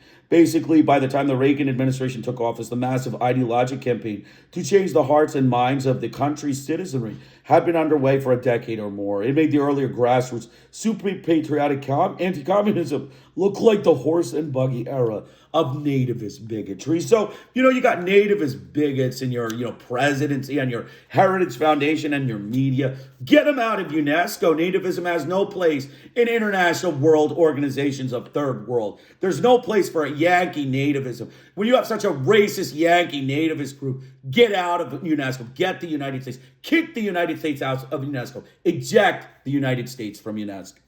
Continuing on, nor had the spokesman been pleased with dissent, which had violated their anti-communist principles and threatened the supremacy of Fortress America. The international economy had also appeared to be falling apart, while the Third World's vigorous demands for control of its own strategic resources attacked the free market domination of U.S. corporations. Continuing on, we talked about, the right-wing millionaires Joseph Coors and Roger Mellon scale, with an annual budget of $10 million in 1982, a staff of 90, a network of some 450 research groups and 1,600 scholars and public policy experts. This activist think tank placed its average piece of literature in the hands of 7,000 congressmen, administration officials, journalists, and major donors. So, right, you just have, a multimillionaire, just, like a champion, con artist, Yankees, Joseph Coors and Richard Mellon Scaff, shove money in congressmen, administration officials, journalists, and major donors, 450 research groups and scholars, a right-wing group of scholars, right? I mean, that's scholarship, right? Right-wing fascism scholarship. That's the Yankees. They're Yankees, just not, they're just, in their own world. Heritage balanced the panoply of elite associations with grassroots support totaling some 130,000 paying members, and it did not neglect the mass communication avenues of influence, marketing, and promoting the ideas through broadcast media. So basically, Heritage, started its, Heritage was the media, right? I mean, Heritage, or the right-wing Heritage group, becomes the media, example. That's why the Yankees is a championship, censorship Yankees. How the UN aids Marxist guerrilla groups and the Model UN program teaching unreality. The United Nations Association for the United States tried to rebut the distortions, misrepresentations, and factual inaccuracies of the Heritage Foundation reports. Okay, this is UN aids Marxist guerrilla groups and the Model UN program teaching unreality. There was another one here for UNESCO, a failing grade in education dismissed that organization's effort. So just out of, outright dismissal of UNESCO, it was because UNESCO had never had the backing Richard Scaife gave to its opponents. So UNESCO got dismissed by the Yankees Heritage Foundation, and that's the important thing, right? I mean, the right-wing heritage is important in the Yankee politics. So get them out of UNESCO. They don't deserve to be in this organization. They may need to be ejected. Antagonistic to these internationalism, these presidents were likely opponents of UNESCO in any case, and even more so if the UNESCO appeared to challenge the dominant free enterprise anti-communist values they cherished. That was another thing. Although the evidence remains classified, the impression NSC people gave to the U.S. staff at the headquarters in Paris was largely a negative one. Okay, so that NSC gave to the U.S. staff in Paris was largely a negative one about UNESCO. UNESCO was, scorned and disinterest. There was disinterest and scorn towards UNESCO. Basically, it was antagonistic to UNESCO. The U.S. members, basically did not chill wind of neglect. Basically they were just, against UNESCO. The Yankees were against UNESCO. And then UNESCO was obviously losing the connection to its grassroots constituency in the United States by the government's deliberate subversion of its only institutional support network. So basically, the Yankees just deliberately subverted the support network that UNESCO had. We talked about Woodward's study. Just remember that. Read that for yourself. That was about, why the U.S. was frauds. I mean, the U.S. were frauds in this. And this was especially true when mass communications initiatives threatening the U.S. position needed to be opposed. It had pursued the United States, he said, had almost always forgotten progress on policies it had pursued in UNESCO before 1974, and he saw no reason to abandon the field of others, particularly the Soviets, whose delegations were larger, more experienced, and more aggressive than those of the U.S. So basically, the U.S. just, get out of UNESCO. They need to be kicked out. Okay, then the Israel, we talked about the tricky question of Israel, basically the understanding. No such restrained commentary issued from intellectual, scientific, and professional experts in the U.S. national condition in their chorus of complaint over the management of its UNESCO relationship by the United States. Basically, everyone said the U.S., basically was promoting intellectual disenfranchisement. And that's why their scholarship now is just championship, censorship, Yankees championship, censorship. They don't want international discussion with, blacks, Hispanics, Asians, just nothing like that. That's all fraud, right? It rebukes to the official world catalog the deficiency that the status quo, that the right-wing reaction was to exploit. Okay, the right-wing reaction exploited the status quo, deficiencies in the status quo. Basically, the U.S. historians of the U.S. withdrawal from UNESCO should honor the efforts of the UNESCO constituency for its devotion to internationalism and the persistence of its struggle. So UNESCO did the right thing in every case. They were very good people. They were very strong. UNESCO, they said, was indispensable essentially to any country wishing to be part of the world community. Interdependence, then UNESCO supporters pointed out, was a fact of life. So, UNESCO was multilateral. UNESCO was truthful. UNESCO was engaging. UNESCO was intellectual. UNESCO was intelligent. The Yankees were just short-tempered, Yankee violent whites. So continuing on, among them, the report noted political issues had led to the neglect of the agency program. The U.S. had proposed few new initiatives and become focused instead on simply the budget issue. The government did not coordinate and oversee the involvement in program activities, and frequent turnover in personnel and inadequate briefing of conference delegations diminished the U.S. influence in UNESCO, nor was the government able to oversee adequately either the financial management or the new issue areas of the organization. The recommendations proposed long-range strategies to correct these deficits, and according to Richard Knopf, led some improvements to the management and participation. But it was, not long-lasting. It was not complicated, for example, by the explosion of size from which UNESCO had suffered, nor the diversity and style of the interest 161 countries brought to the decision-making matters to the headquarters. Right? I mean, you got 161 members. You got to accommodate for all the members' interests. Right? It's not just the Yankees' views. The Yankees need to be kicked out of UNESCO. Expel them. Nor did the United States have to deal with the planning and follow-up biennial conferences, devising global programs of improvement, research, and scientific collaboration, and establishing international guidelines in which all nations might adhere. So basically, this is the thing: improvement, research, and scientific collaboration, and international guidelines. Right? UNESCO, basically all good things UNESCO was pushing, and UNESCO, as fair-minded critics agreed, did not have the sole responsibility for its functional quality, since the operation it directed succeeded or failed, according to the joint commissions and commitments and support it received from member governments. The Yankees don't know democracy, right? They want, majority vote, white majority vote. They want it set up like South Africa. I mean, the UNESCO needs to be set up like South Africa, where you have, 1 million South Africans ruling 14 million blacks. I mean, then you have, democratic, viewpoints by the, the Yankees. That's the way the Yankees want UNESCO set up at. Get them out of UNESCO. I suggest the committee get the America out of UNESCO. The Yankees need to be kicked out. UNESCO obviously needed all the help it could get, and then some. Compliance with UNESCO's Act depended on the willingness of innumerable political authorities at the local, national, regional level, and giving them representatives.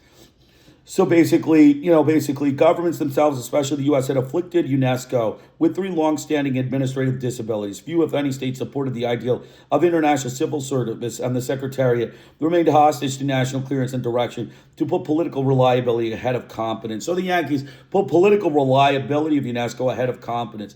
The U.S. government also mistrusted UNESCO's wide-ranging search for the truth and free exchange of ideas. It says governments, but this is regarding the Yankees' behavior, and mistrusted the wide-ranging truth and exchange of free ideas, especially those with ethical, philosophical, political, or religious overtones. So the Yankees don't want religious freedom of, expression, free exchange of ideas regarding nationals, basically regarding philosophical, ethical, political, or religious overtones. They don't want any ethical, political, or philosophical discussions, regarding anything. UNESCO was required to respect these national sensitivities, avoiding any semblance of intervention into matters essentially in the domestic jurisdiction of states. Still, its experts tried to expand the boundaries of knowledge and intellectual freedom against these barriers of conservatism and intolerance. And finally, the inevitable politicization present from the founding used UNESCO to advance interests of programs which would benefit individual governments rather than the international community. So UNESCO was going in the direction of it was going in the direction of the international community, and the Yankees wanted it set up for, just whites, like white Western governments. They wanted it a pro-Yankee, Western imperialist and colonialist organization. Development programs had also been turned many of these professionals into cautious technicians, avoiding the intellectually contentious, as Hogarth described it. They did not help UNESCO set priorities in terms of its ideas and collaborated in purveying such much sentimental humbug about peace and mutual understanding. Yet he also had too little power, as governments restricted UNESCO's reach by their own interference in executive board policy formation and by their political demands. He's talking about Director General Mahou enormously extended the powers of the post. Basically, such setting priorities among projects remained elusive and program evaluation inadequate, so the focus and later assessment of results did not fully serve to advance UNESCO's goals and self-understanding. Both the staff and leader had enough intellectual distinction, diplomatic ability, and administrative competence to make UNESCO important and worthwhile overall. So this was very worthwhile organization. The Western democracies, he wrote, Hogarth, wrote that the need to give UNESCO much support. Basically, they erred in treating it with scorn and indifference, and they needed to listen to the developing world and take it seriously, for they had not yet responded sensitively to either the NEIO or the NWICO. That's important. The West, the Yankees responded with scorn to the free press and mass media declaration, which is written here. Basically, even as he wrote, however, forces in the United States were preparing to abandon UNESCO rather than stand by and improve it. Intangibles in the long run meant nothing to those enemies of Hogarth's international dream. So again, United States need to be kicked out of UNESCO. We're going to start with the United States exits. I'm going to go like about 8 pages, so we should be done in about 15, 20 minutes. The conservative coalition, with its antagonism toward the United Nations and international cooperation in general, was indeed waiting in the wings and gathering force. Between 1977 and 1981, however, the eye of that hurricane of opposition passed over UNESCO, giving it a false sense of security. In the post-Watergate American politics, Jimmy Carter's Democratic presidency interrupted the progress of conservatives and maintained a more liberal, flexible, accommodating approach to the issues erupting in UNESCO's form and elsewhere, even if the State Department did not actually reverse the benign neglect to which it had assigned its UNESCO relations. The Carter appointments and the Carter approach suggested a greater attention to and leadership of multilateral affairs and third world demands, even a kind of understanding of them. Part of this attitude probably represented a global sophistication that the members of the Trilateral Commission and Council on Foreign Relations brought with them into the Carter administration when filling important foreign policy and national security positions, recognizing the many strains that were undermining the old international order and the conquest need for renovation of the entire international system. This leadership cadre had its eye on the constructive channels into which the discontent of the less powerful could be directed without abandoning the control of action by them. They were ready to negotiate and bargain their pluralistic centers of accommodation. The UN system provided and perhaps even learn adaptive behavior there, and they certainly recognize the third world strategic and economic importance to their own countries and security's well-being. But Jimmy Carter also seemed to sense the deeper emotional and psychological realities accompanying the post-colonial era of national independence abroad and liberation movements at home. At least in his appointments, he realized the importance of gestures to those feelings. John Hope Franklin has described one of those Carter innovations, the only one such experiment of its kind on U.S. history, the advisory board on ambassadorial appointments, on which Franklin served for 2 years, consisted of people of all walks of life, ordinary individuals as well, renowned with black and women members. They were to nominate 3 candidates to any post without regard for anything but their qualifications, and according to Franklin, not once did the individual politics come up for discussion. UNESCO, the Carter administration sent Esteban Torres as permanent representative with the rank of ambassador, and Barbara Newell, the permanent educator, followed him. Andrew Young became the ambassador to the UN and the National Commission for UNESCO. John Forbes, former deputy general director, took charge as the chairman of the organization after he left UNESCO.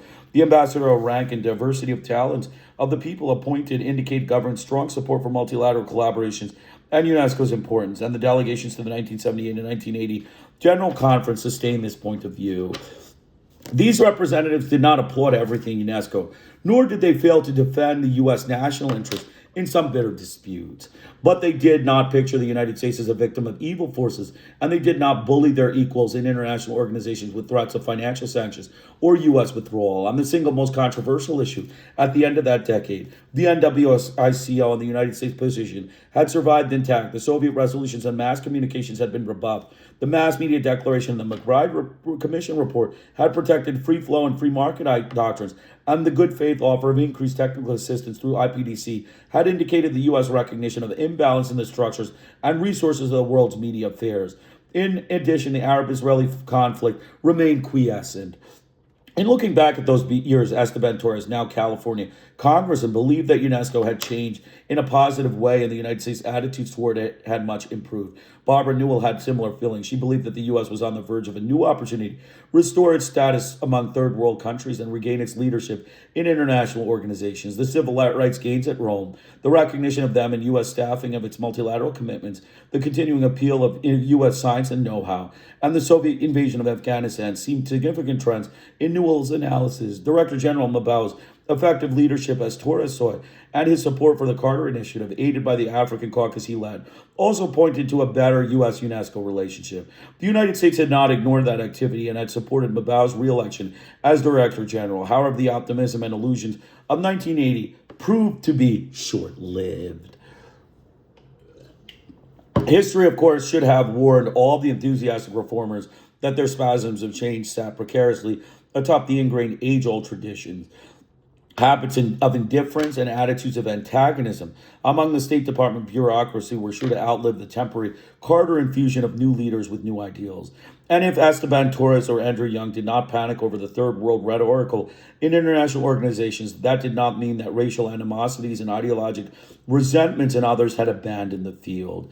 Even more important, the Carter administration could not undo in 4 years what had been it gathering momentum for 20. Only crackpot fanatics believed that history, organizational practices, and policies reverse direction overnight or easily or without long and continued attention, as UNESCO would try to explain to the Reagan ideologues who set one-year timetable for acceptable and thorough reform.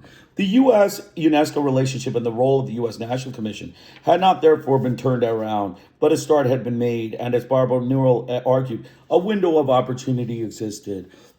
On the main points of political controversy, the United States had accomplished much.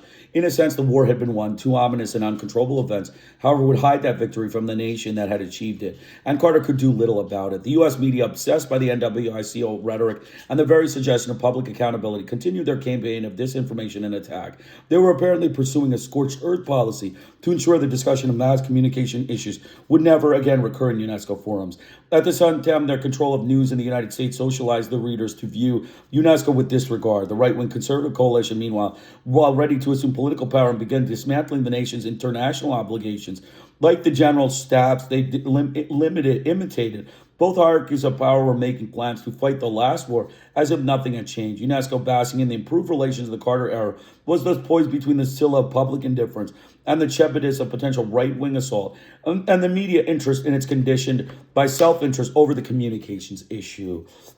If the United States' relationship with UNESCO had often been characterized more by pretense than by effective support, the Reagan administration stripped that pretense away and offered fanaticism instead. The single-minded pursuit of UNESCO, now a target of opportunity, did not appear as a preconceived international mugging, because both the media's manipulation of opinion and the State Department's partial of the neglect had largely prepared it that way. Conditioned to believe UNESCO guilty as charged, even by irresponsible zealots, mass opinion could not believe UNESCO innocent of the accusation that preparators responsible for the wrong they did had so nefariously bought. The whole affair, in fact, had the character of those political trials in which opponents of government policies are rounded up as dangerous to the state security, tried before excited and prejudiced juries in an atmosphere poisoned by McCarthyism and its most reckless, and convinced quickly and without redress. And there were other similarities in the staged presentation of fairness and due process, whereby the defense had its meaningless day in court amid the prosecution's protestations that justice must be upheld. And while the anti-UNESCO cabal did not don hooded sheets and hang the information from a tree, they accomplished the political equivalent and blamed the victim for it. As an example to other delinquent UN organizations, UNESCO fate also had its role to play in creating a chilling effect, the popular term for cost-efficient random intimidation that suppresses dissent on a wider scale. But UNESCO would never have become the objective of Reagan's right-wing campaign if the latter had not had a coherent and comprehensive philosophy opposed to multilateralism in general and UNESCO in particular. As the Heritage Foundation's mandate for leadership made clear, the conservative posed a new global order of their own. It would restore free enterprise, free market values, and enforce them by unilateral action or through policies determined by UN agencies controlled by the U.S. and its allies. Deregulation and privatization were key support systems, enhancing the power of large corporations at home and overseas. Development aid would also depend on the receiving nation's commitment to private sector growth and activity. At the same time, the Reagan administration reduced its multilateral aid to new lows and cut its assessed payments to the UN, scorning the World Court's jurisdiction and the rule of international law. They displayed little faith in international treaties, refused to sign the Law of Sea Convention after its 10-year negotiation by its previous four administrations. It tied votes cast in the UN General Assembly to bilateral U.S. aid prospects, indulged in unilateral use of force in Grenada, Nicaragua, threatened to leave the ILO, FAO, UNCTAD, and the IAEA. The Reaganites illustrated the full context of their return to an American exceptionalism to all its isolationist, nativist, and political intensity. To the extent they accepted the international organization, they thought of them as a private club of the virtuous whose prestige and power ruled over the less distinguished, with its third world majority and uninhibited rhetoric promoting the re-regulation of the international order. The UNESCO was obviously not the kind of club in which the U.S. could feel comfortable. The demands of the Reagan administration made on the international organization also had curious self-serving quality, for UNESCO had to meet the standards of behavior the United States was unwilling or unable to adopt in its own sphere of operations. Free flow was a good example. Ronald Reagan did not believe in it. Greater government secrecy, higher classification guidelines, intelligence agency exceptions, visa and integration controls over the free market and ideas, emasculation of the Freedom of Information Act, OMB imposed reductions in the collection and dissemination of statistics and data of all kinds, funding cuts to archives and libraries, and the surveillance and intimidation of dissent in and outside government characterized the hostility to the free exchange and flow of ideas already obstructed by the monopolistic control over communications after the mass media industry obtained. Budget discipline rated further skepticism, as anyone familiar with the U.S. deficits and budgetary inflation under Reagan might imagine. UNESCO funding was a pitiful drop in the bucket of U.S. expenditures in any case, where Herbert Schiller has estimated the cost overrun by nuclear submarine to be the equivalent of UNESCO's annual total budget. One nuclear submarine. An even more startling comparison was produced by the Grace Commission report on the government financial waste and mismanagement. According to the study, $424 billion could be saved in 3 years through cost-cutting reforms in United States government operations. This amount represents the U.S. would pay UNESCO dues for 1,000 years of membership. American waste could, in 1,000 years, paid by just, doing a study. Chairman Peter Grace, himself a conservative, concluded that the government is run horribly. As Professor Hans Wheeler observed, the U.S. government seems a rather odd candidate for leading a worldwide crusade against bureaucratic waste and inefficiency. In the year the U.S. withdrew from UNESCO, the former's budget's increase was 10.8% over the previous year. UNESCO's was 6%, and UNESCO manages global responsibilities with less than a major U.S. university. The Reagan administration, furthermore, wanted the equivalent of a Security Council veto in organizations whose majorities represented members of the Third World. The specious U.S. plea for inequitable treatment of itself as a minority, the minority rights justification through a variety of procedural gimmicks, should be compared to its domination of other UN organizations, such as the World Bank, where no such gratuitous concern for influential minorities had been evidenced. And the outcry over third world blocs has seemed hypocritical when measured against the West's own powers, centers of unified authority such as the OECD and the Geneva Group, not to mention influence on wealth and resources made possible. Conceived as part of the larger conservative campaign against the UN system as a whole, aided and abetted by the Heritage Foundation members and their right-wing political allies from California, and sustained by disinformation and double standards of judgment, the assault against UNESCO, much like a military invasion of a hostile country, passed through three main stages. In fact, some of the analysis of the operation have described it as knocking off of the Grenada of the United Nations. In the first phase, the incoming administration prepared its plans, assembled its forces, softened up the beachhead. From 1981 through 1983, a full-scale attack demolished UNESCO's standing and reputation and cut off pockets of resistance to UNESCO and the United States. After the actual withdrawal had been announced, a proclamation of victory might call it. A political occupation administered a program of re-education intended, like all oversights, to bring the conquered territory into ideological line with the victors.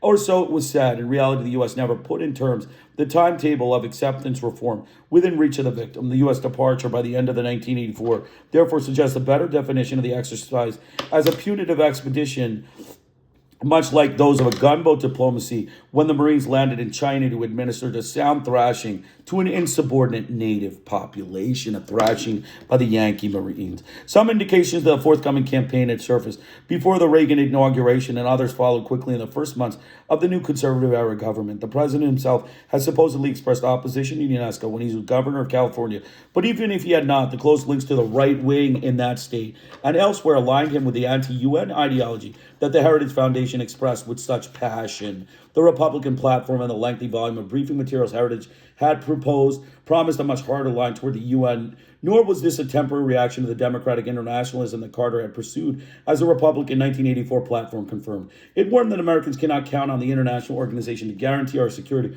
or adequately protect our national interests. Noting that many members consistently vote against us, the platform continued that President Reagan has put the United Nations on notice that the United States will strongly oppose the use of the United Nations to foster anti-Semitism, Soviet espionage, and hostility to the United States.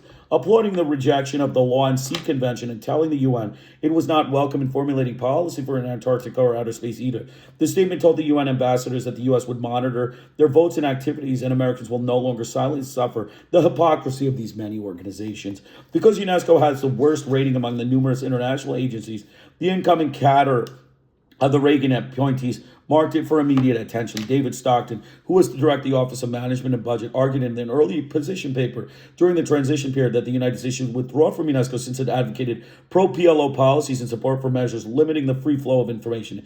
In January 1981, Stockman's OMB recommended that UNESCO receive no funding and the State Department reduce its involvement in other international organizations. Other officials exhibited hostile or quizzical attitudes toward UNESCO, among them Elliot Abrams, the first Assistant Secretary of State for International Organization Affairs, who apparently accepted the idea of a U.S. withdrawal at this time.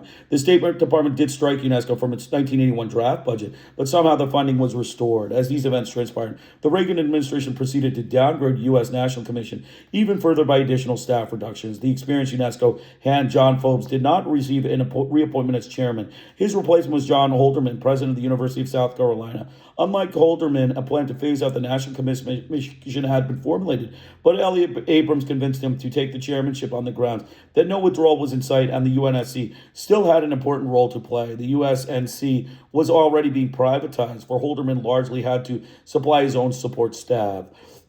At the government's UNESCO agenda unfolded, Haldeman was later to admit that he had been lied to. The UNESCO Bureau in the government, meanwhile, was suffering from excessive mobility and seemed in its homelessness to represent the disarray in and even underlying ill will toward education and cultural affairs.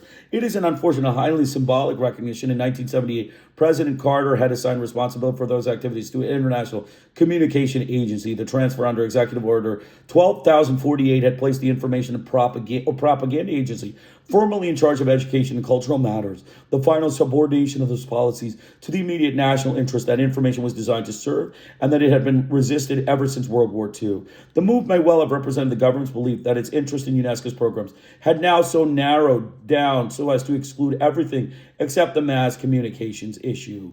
According to the 1984 Congressional Staff Study on the U.S. withdrawal, however, the UNESCO Bureau had moved to the Office of Social and Humanitarian Affairs by 1981. In that year of recognition, created a combined Office of Communications and UNESCO Affairs under Deputy Secretary for Political Affairs. In late 1983, the Bureau once again moved, again with striking symbolism, to an office headed by a Deputy Assistant Secretary for Private Sector Affairs. Had the U.S. not withdrawn, one wonders whether UNESCO desk might have moved next. On the other hand, a pro-UNESCO members of that Bureau may have been trying to hide from opponents of internationalism scattered throughout the State Department. Alan Keyes, George Carpenter, Roger Brooks, Gregory Newell, and others. As the anti-UNESCO hostility began appearing in policy and personnel decisions within the government, two other developments in early 1981 contributed to the organization's further deterioration in official and public esteem. Both of them had their origin in the continuing international discussions about mass communications issues. That in itself was enough to stimulate a conference at Toulouse, France, organized by the World Press Freedom Committee and the Western media allies to combat the NWICO and open an aggressive campaign on behalf of the free press, free flow definition of global information standards. In turn, congressional hearings supported this revived attack on UNESCO and the NWICO, and that led a congressional decision to impose financial sanctions against UNESCO should any of its activities threaten a variety of free press values upheld by the United States. The Western victories of Belgrade in 1980 and those achievement of consensus there had disappeared overnight in a blaze of renewed panic and confrontation. The conservative coalition with the executive branch picked up powerful media and legislative allies early on in their campaign against UNESCO. They knew, therefore, that the press would remain uncritically hostile to UNESCO and give their own position uncritical support. They also knew that Congress was in an antagonistic mood over the NWICO issue. The conservatives could go forward with this renewed assurance of this debate. A UNESCO-sponsored conference on the protection of journalists in February 1981 was the immediate cause of the latest round of controversy between the West and the rest of the world. An idea that had germinated in 1957 had been given added significance by the death and disappearance of reporters in various trouble spots since then. The protection proposal aroused all the acrimony that larger NWSCO had earlier developed, seen by the Western media as one more step in the identity license and thereby control journalists. They insisted on participation in the meeting with a view, according to Carl Nordenstrag, of seeing that it came to no conclusions.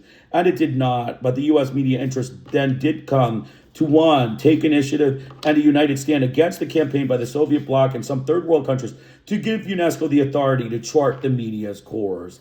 The Toulouse Conference, May 15th and 17th, 1981, in which 63 delegates from 21 countries participated, terminated the strategy of accommodation, as one friendly observer described the previous 7 years, and revived the ideological hardline opposing any modification of the absolutist free press position. And it pictured UNESCO's NWSCO initiative as a step forward toward Big Brother control over human lives, similar to those pictured of George Orwell's frightening novel. The U.S. was again exploring the First Amendment and demanding its acceptance as a world standard press authority. The congressional hearings took an equally one-sided view of the information dispute and peddled exaggerated claims of imminent danger should the NWICO order proceed apace. This invited the range of witnesses. It certainly did not represent a free market of ideas. 3 House members who drafted the hostile resolution, 2 U.S. government officials, including Elliot Abrams, and 6 industry and news media spokesmen appeared as opponents of UNESCO and its mass communication activities. 1 person defended NWSCO, and all the other witnesses had been heard, and the resolution already endorsed. And the Washington Post and New York Times gave his testimony no notice at all. His attempt to clarify the realities by insisting UNESCO did not plan to license journalists or regulate the press, therefore, did not have any impact in the U.S. But his statement did appear in the Times of London, as he recalled, that it is the story from Washington varied so drastically from American coverage that it appeared to be covering an entirely different hearing.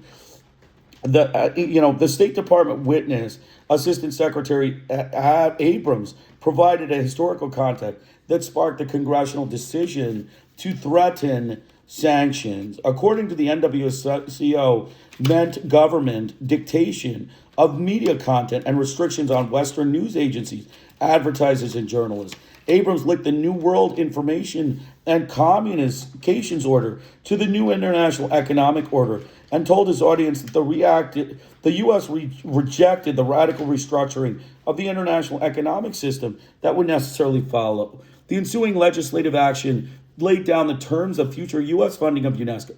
The board amendment would cut off U.S. support to UNESCO if that organization implements any policy or practice the effect of which to license journalists or their publication to censor or otherwise restrict the free flow of information within or among countries, or to impose mandatory codes of journalistic practice or ethics. The legislation also required the Secretary of State to report annually to Congress about UNESCO's status under the terms of liability set forth. In the fall of 1981, Ronald Reagan added a further somber warning that UNESCO's time was running out, referring to the Taylor's delegation and encouraging broad and rich diversity of opinion as the only way to overcome information imbalance. The president advised that we do not feel that we can continue to support a UNESCO that turns its back on the purposes of this organization was originally intended to serve. The controversy that the Carter administration believed it had hardly resolved by the time the Belgrade conference had ended had now resumed with greater ideologic intensity, and a U.S. determination to impose its will by financial sanctions or worse. And the misperceptions and misinterpretations of the NWICO were as much a currency of U.S. press analysis as they had been in the 1970s. As further confirmation of the shift in U.S. policy, the Reagan administration also welched on the promised support for the IPDC, since this was a major instrument with which the Third World could build a broad and rich diversity of opinion. Reagan claimed he favored the government's refusal to sustain its commitment revealed the hypocrisy of its rhetoric. At the January 1982 Acapulco meeting to inaugurate the program, the United States offered $100,000 in the form of expert services and not a penny in cash, although other countries promised substantial contributions. Inequality of access to public opinion continued to bedevil UNESCO and its defenders in 1981 and later. Director General Mabao denied that his organizations advocated state control over the press and said he opposed both foreign domination and internal domination because he would act always in support of democracy and the freedom of the press. The point of view circulated by the London South magazine, a small monthly. The SmithKline Transnational Corporation, on the other hand, sponsored a 4-page supplement for the U.S. editions of Time and Newsweek that told the readership of danger at the UN, in contrast to Mabao's low-key declaration in support of freedom. The SmithKline ads described the UNESCO-sponsored coalition of tyrannies and their accomplices hatching elaborate plots to muzzle free world news media, all in the name of alleged omissions and imbalances of coverage. The ads are the spoken third world extortion and bureaucratic coercion that the industrial world would resist through their control of coveted theologies and vital capital, coveted technologies and vital capital, and by selectively offering and withholding our markets skills and capital until the LDCs abandoned their schemes for new international orders. Unilateral hardball had an appeal that multilateral negotiations obviously lacked, and one aspect was its power to manipulate the ideas people adopted toward the UN, and particularly UNESCO. As the media industry, its advertising supporters, and their legislative representatives in Congress coalesced behind the right-wing Reagan conservatives, in 1981, the latter's unsparing denunciation of UNESCO began to have an impact on other segments of elite opinion, reaction to international events had prepared this elite emotionally for the Heritage Foundation propaganda about the United States. Global crisis and third world demands had produced from the 1970s a deep anxiety about the shape and future of the nation's ability to establish a direction and control of its agenda. And anti-communism's pervasive influence still led many Americans to believe the Soviets were behind all the disquieting developments that disturbed them. The ad hoc group on U.S. policy toward the United Nations, which had formed in 1975, best symbolized the Latin high-level unease that could easily be aroused against UNESCO, reminiscent of the way some German industrialists had turned against the Weimar Republic. The ad hoc membership, including former Democratic Secretaries of State Rusk, Vance, and Muskie, issued a position paper in October 1981 that evaluated the U.S. and the UN relationship as a call for policy today. It revealed a spectrum of influential thinking that spelled further trouble for UNESCO, postulating a deepening popular disenchantment with the UN. The ad hoc group deplored the politicized behavior that there undermined its ability to act in an impartial and effective manner. The policy statement called for a return to useful dialogue and constructive action instead of the grossly biased resolutions the Third World introduced, while recognizing certain positive contributions of the latter. Joining with the West mainly, the ad hoc members criticized majority tyranny, which often meant to them the radicalized majority. On certain issues, the policy document was clearly not aligned with heritage, for it understood there were faults in the international economic order, that the U.S. was among the least generous in the percentage of GNP it gave to the development aid, and that Namibia should be independent of South Africa. But when it evaluated UNESCO, it was back in the heritage camp. UNESCO, it concluded, presents perhaps the most troubling case of retrogressive ideas and balanced politics. The Soviet menace reemerged as the main impetus behind NWSCO, aided by some third world governments, and the NWSCO meant government controls over all aspects of mass media. The report noted the Senate's 99-0 vote against the idea of a new information order and the Board Amendment, and applauded the administration's support for the Tolarist allocation declaration. The time has come, the ad hoc group suggested, to reassess the capacity of UNESCO and certain other UN agencies to function compatibly with their declared ideals and purposes. If politicization or gross inefficiency could not be remedied by U.S. efforts within the organization, which the group preferred, then we should not exclude the possibility of withholding financial support or even withdrawing from the agency. The high-level analysis and the other public investigations and statements during 1981 indicated the range of ideas that circulated about UNESCO and had been significantly narrowed to exclude all the organization's positive contributions and achievement for public awareness and debate. Even those well-informed on foreign policy issues had apparently accepted the media's industry's version of the issues, an interpretation that by then had developed the character of unquestioned gospel truth. UNESCO was trying to kill the First Amendment, nor did historical perspective have any role in illuminating the nature of past political abuse and misuse of UNESCO by the nation that now leveled the accusations of gross politicization in the Third World. A country that refused to acknowledge the realities of its own past could be equally blind in other areas, passing over its own administrative incompetence and budgetary mismanagement. The U.S. falsely attacked UNESCO for violating the very standard it so cavalry disregarded itself, totally lacking context and distorted by disinformation. The UNESCO debate had reached its final form at the end of 1981. The subsequent evaluations would have to overcome the presumptions and prejudices that had been instilled in them. The United States had won the propaganda battle, and having so manipulated everyone's minds, it could treat UNESCO any way it wished. The stunning irony of this achievement was the United States, having proved that the free market in ideas did not exist, attacked UNESCO for planning to destroy it. So that's it. We finished there. We're gonna restart at the termination operation. Not too many comments here. We're gonna just make a few comments here. So again, expulsion of UNESCO, that's the goal. Jimmy Carter also seemed to sense the deeper emotional and psychological realities accompanying the post-colonial era of national independence abroad and the liberation movements at home. Basically, Carter was pushing UNESCO, in a kind of a superficial way. The standard, Democrats, their Congress, it's kind of like a half-hearted pushing. These representatives did not applaud everything UNESCO did, nor did they fail to defend the U.S. national interest in some bitter disputes. Okay, so Carter's appointees, who were all listed, you can read that for yourself, did not, defend UNESCO from the U.S. national interest disputes that they had. So basically, UNESCO was still a victim of, politicization and partisan politics. Basically but they did not, basically they didn't picture it as a bully. That's all. They didn't picture UNESCO as a bully. Habits of indifference and attitudes of antagonism among the State Department bureaucrats who were sure to outlive the temporary infusion of new leaders Carter had with their new ideals. So Carter infused some, half-hearted, new ideals and stuff. He was not, totally against UNESCO is what, we see. And if Esteban Torres or Andrew Young did not panic over third world rhetoric in international organizations, that did not mean the racial animosities and ideological resentments of the others had abandoned the field. So basically, there was still racism, major racism. The championship disinformation and censorship Yankees are still racist, super racist Yankees, right? And that's basically it.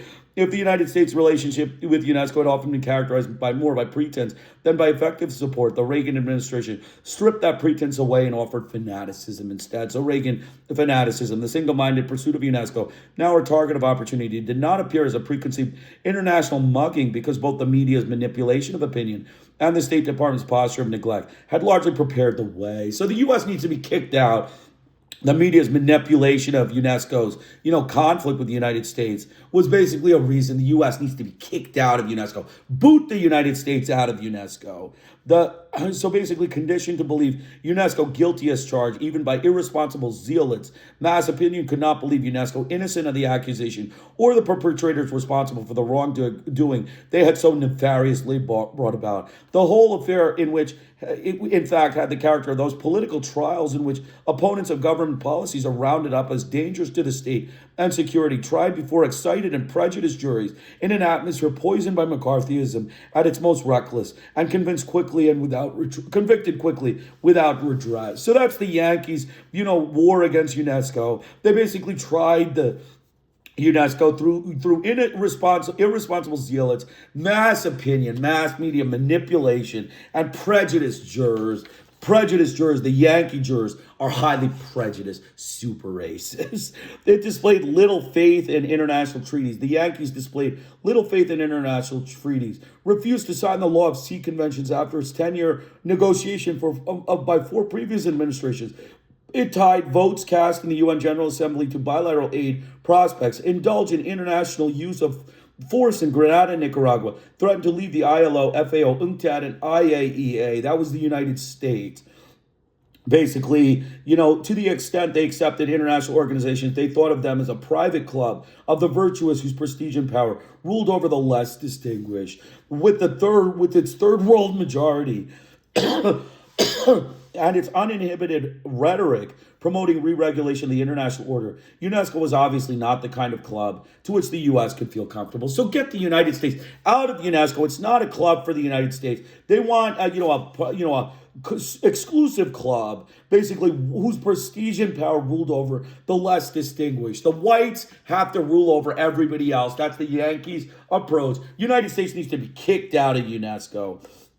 So basically, Freedom of Information Act, OMB, imposed reductions on the collection and dissemination of statistics and data of all kind, funding cuts to archives and libraries, and surveillance and intimidation of dissent in and outside the government, characterized the hostility to the free exchange and flow of ideas already obstructed by the monopolistic control over communications the media industry maintains. So, the championship censorship and championship disinformation Yankees, they had funding cuts to archives and libraries that were not just promoting right-wing propaganda, and surveillance and intimidation of dissent and outside the government characterized by hostility to free exchange and free flow of ideas.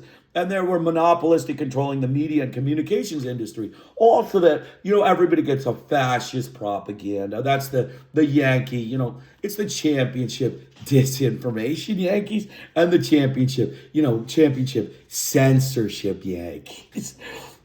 So continuing on, UNESCO spending was a pitiful drop in the bucket of U.S. expenditure in any case. Herbert Chiller has estimated the cost overrun by one nuclear submarine to be the equivalent of UNESCO's total annual budget. So, they were really, really splurging there. One submarine, right? One nuclear submarine. But the U.S. has 80,000 nuclear submarines, but you're using one. So, whatever. So, according to the study, $424 billion could be saved in 3 years through cost-cutting reforms in the United States government operation. This amount represents the dues the U.S. would pay to UNESCO in 1,000 years of membership. If you did and even a startling comparison was produced, the Grace Commission report on government financial waste and mismanagement, $424 billion could be saved in 3 years through cost-cutting reforms in the United States government operations. This represented the dues that U.S. would pay UNESCO in 1,000 years. Chairman Peter Grace, himself a conservative, concluded that the government is run horribly. As Professor Hans Weiler observed, the U.S. government seems a rather odd candidate for leading a worldwide crusade against bureaucratic waste and inefficiency. In the year of the U.S. withdrawal from UNESCO, the former's budget increase, was 10% over the previous year. UNESCO's was 6%. All right, so that's basically it. It seems an odd candidate. The U.S. was run horribly. The government is run horribly. So basically, the U.S. waste. It's an incompetent group of, white, super racist, fraud, con artists. That's what it is. They're, prestigious, con men. So that's that. UNESCO, much like any military invasion of a hostile country, passed through three main stages. In fact, some analysis of the operation against UNESCO described it as knocking off the Granada of the United Nations. So they just basically knocked off the Granada of the United Nations. The U.S. departure at the end of 1984, therefore, suggests a better definition of the exercise in punitive expedition, much like those of gunboat diplomacy, when the Marines landed in China to administer a sound thrashing to the insubordinate native population. So it's just like the Yankees, invasion of China, long ago, their invasion of China. That's how they dealt with UNESCO. It was a punitive expedition against UNESCO of gunboat diplomacy. That's the Yankees. They're gun violent Yankees. They're Yankee, short temper, Yankees. Right? So that's that. And then continuing on, basically, the transfer of his executive order 1248. That transfer of executive order may well have represented the government's belief that its interest in UNESCO's programs had now so narrowed down so as to exclude everything except the mass communications issue. So basically, he transferred the executive order, placed information or propaganda agency formally in charge of education and cultural matters, the final subordination of the policies to the immediate national inference that information was designed to serve and that it had been resisted ever since World War II. Basically, they wanted UNESCO's programs had now so narrowed down to exclude everything except the mass communications issue. So basically, everything except mass communications was within UNESCO's purview. That in itself was enough to stimulate a conference at Toulouse, France, organized by the World Press Freedom Committee and its Western media allies to combat the NWICO, the anti-UNESCO hostility we're talking about, basically the organization's further deterioration of an official and public esteem was the mass communications issues, the international discussions on the mass communications issues, the mass media declaration, in turn, congressional hearings, France organized by the World Press Freedom Committee and its Western allies to combat the NWICO, and an open, aggressive campaign on behalf of the free press, free flow definition of global information standards. In turn, congressional hearings supported this revived attack on UNESCO and the NWICO and led to a congressional decision to impose financial sanctions on UNESCO should any of its activities threaten a free press values upheld by the United States. So basically, the Yankee Congress, basically against sanction. You just sanction willy-nilly whenever you feel like it. Sanction. Bully Yankee super racist. All right, so continuing on.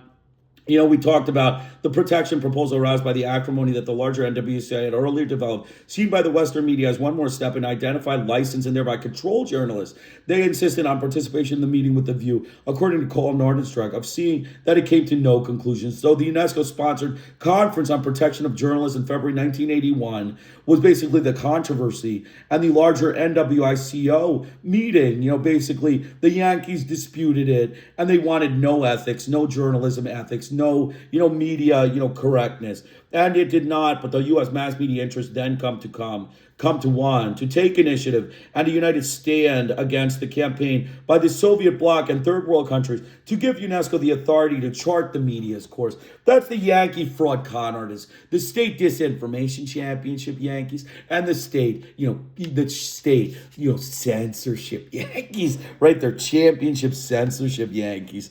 So continuing on, the Beard Amendment, the Beard Amendment would cut off U.S. support to UNESCO if that organization implements any policy or practice, the effect to which it is to license journalists or their publications to censor or otherwise restrict the free flow of information within or among countries, or to impose mandatory codes of journalistic practice or ethics. So that's the Yankees. Any journalistic ethics, it's all, it's again, no, that's a no. The Yankees don't want journalistic ethics. How are we going to, commit fraud, right? I mean, how are we going to commit disinformation championship and fascist propaganda dissemination? As further confirmation of the shift in U.S. strategy, the Reagan administration also welched on the promised support for the IPDC, since this was a major instrument in which the third world could build broad and rich diversity of opinion that Reagan claimed. He favored the government's refusal to sustain its commitment to the hypocrisy of its rhetoric.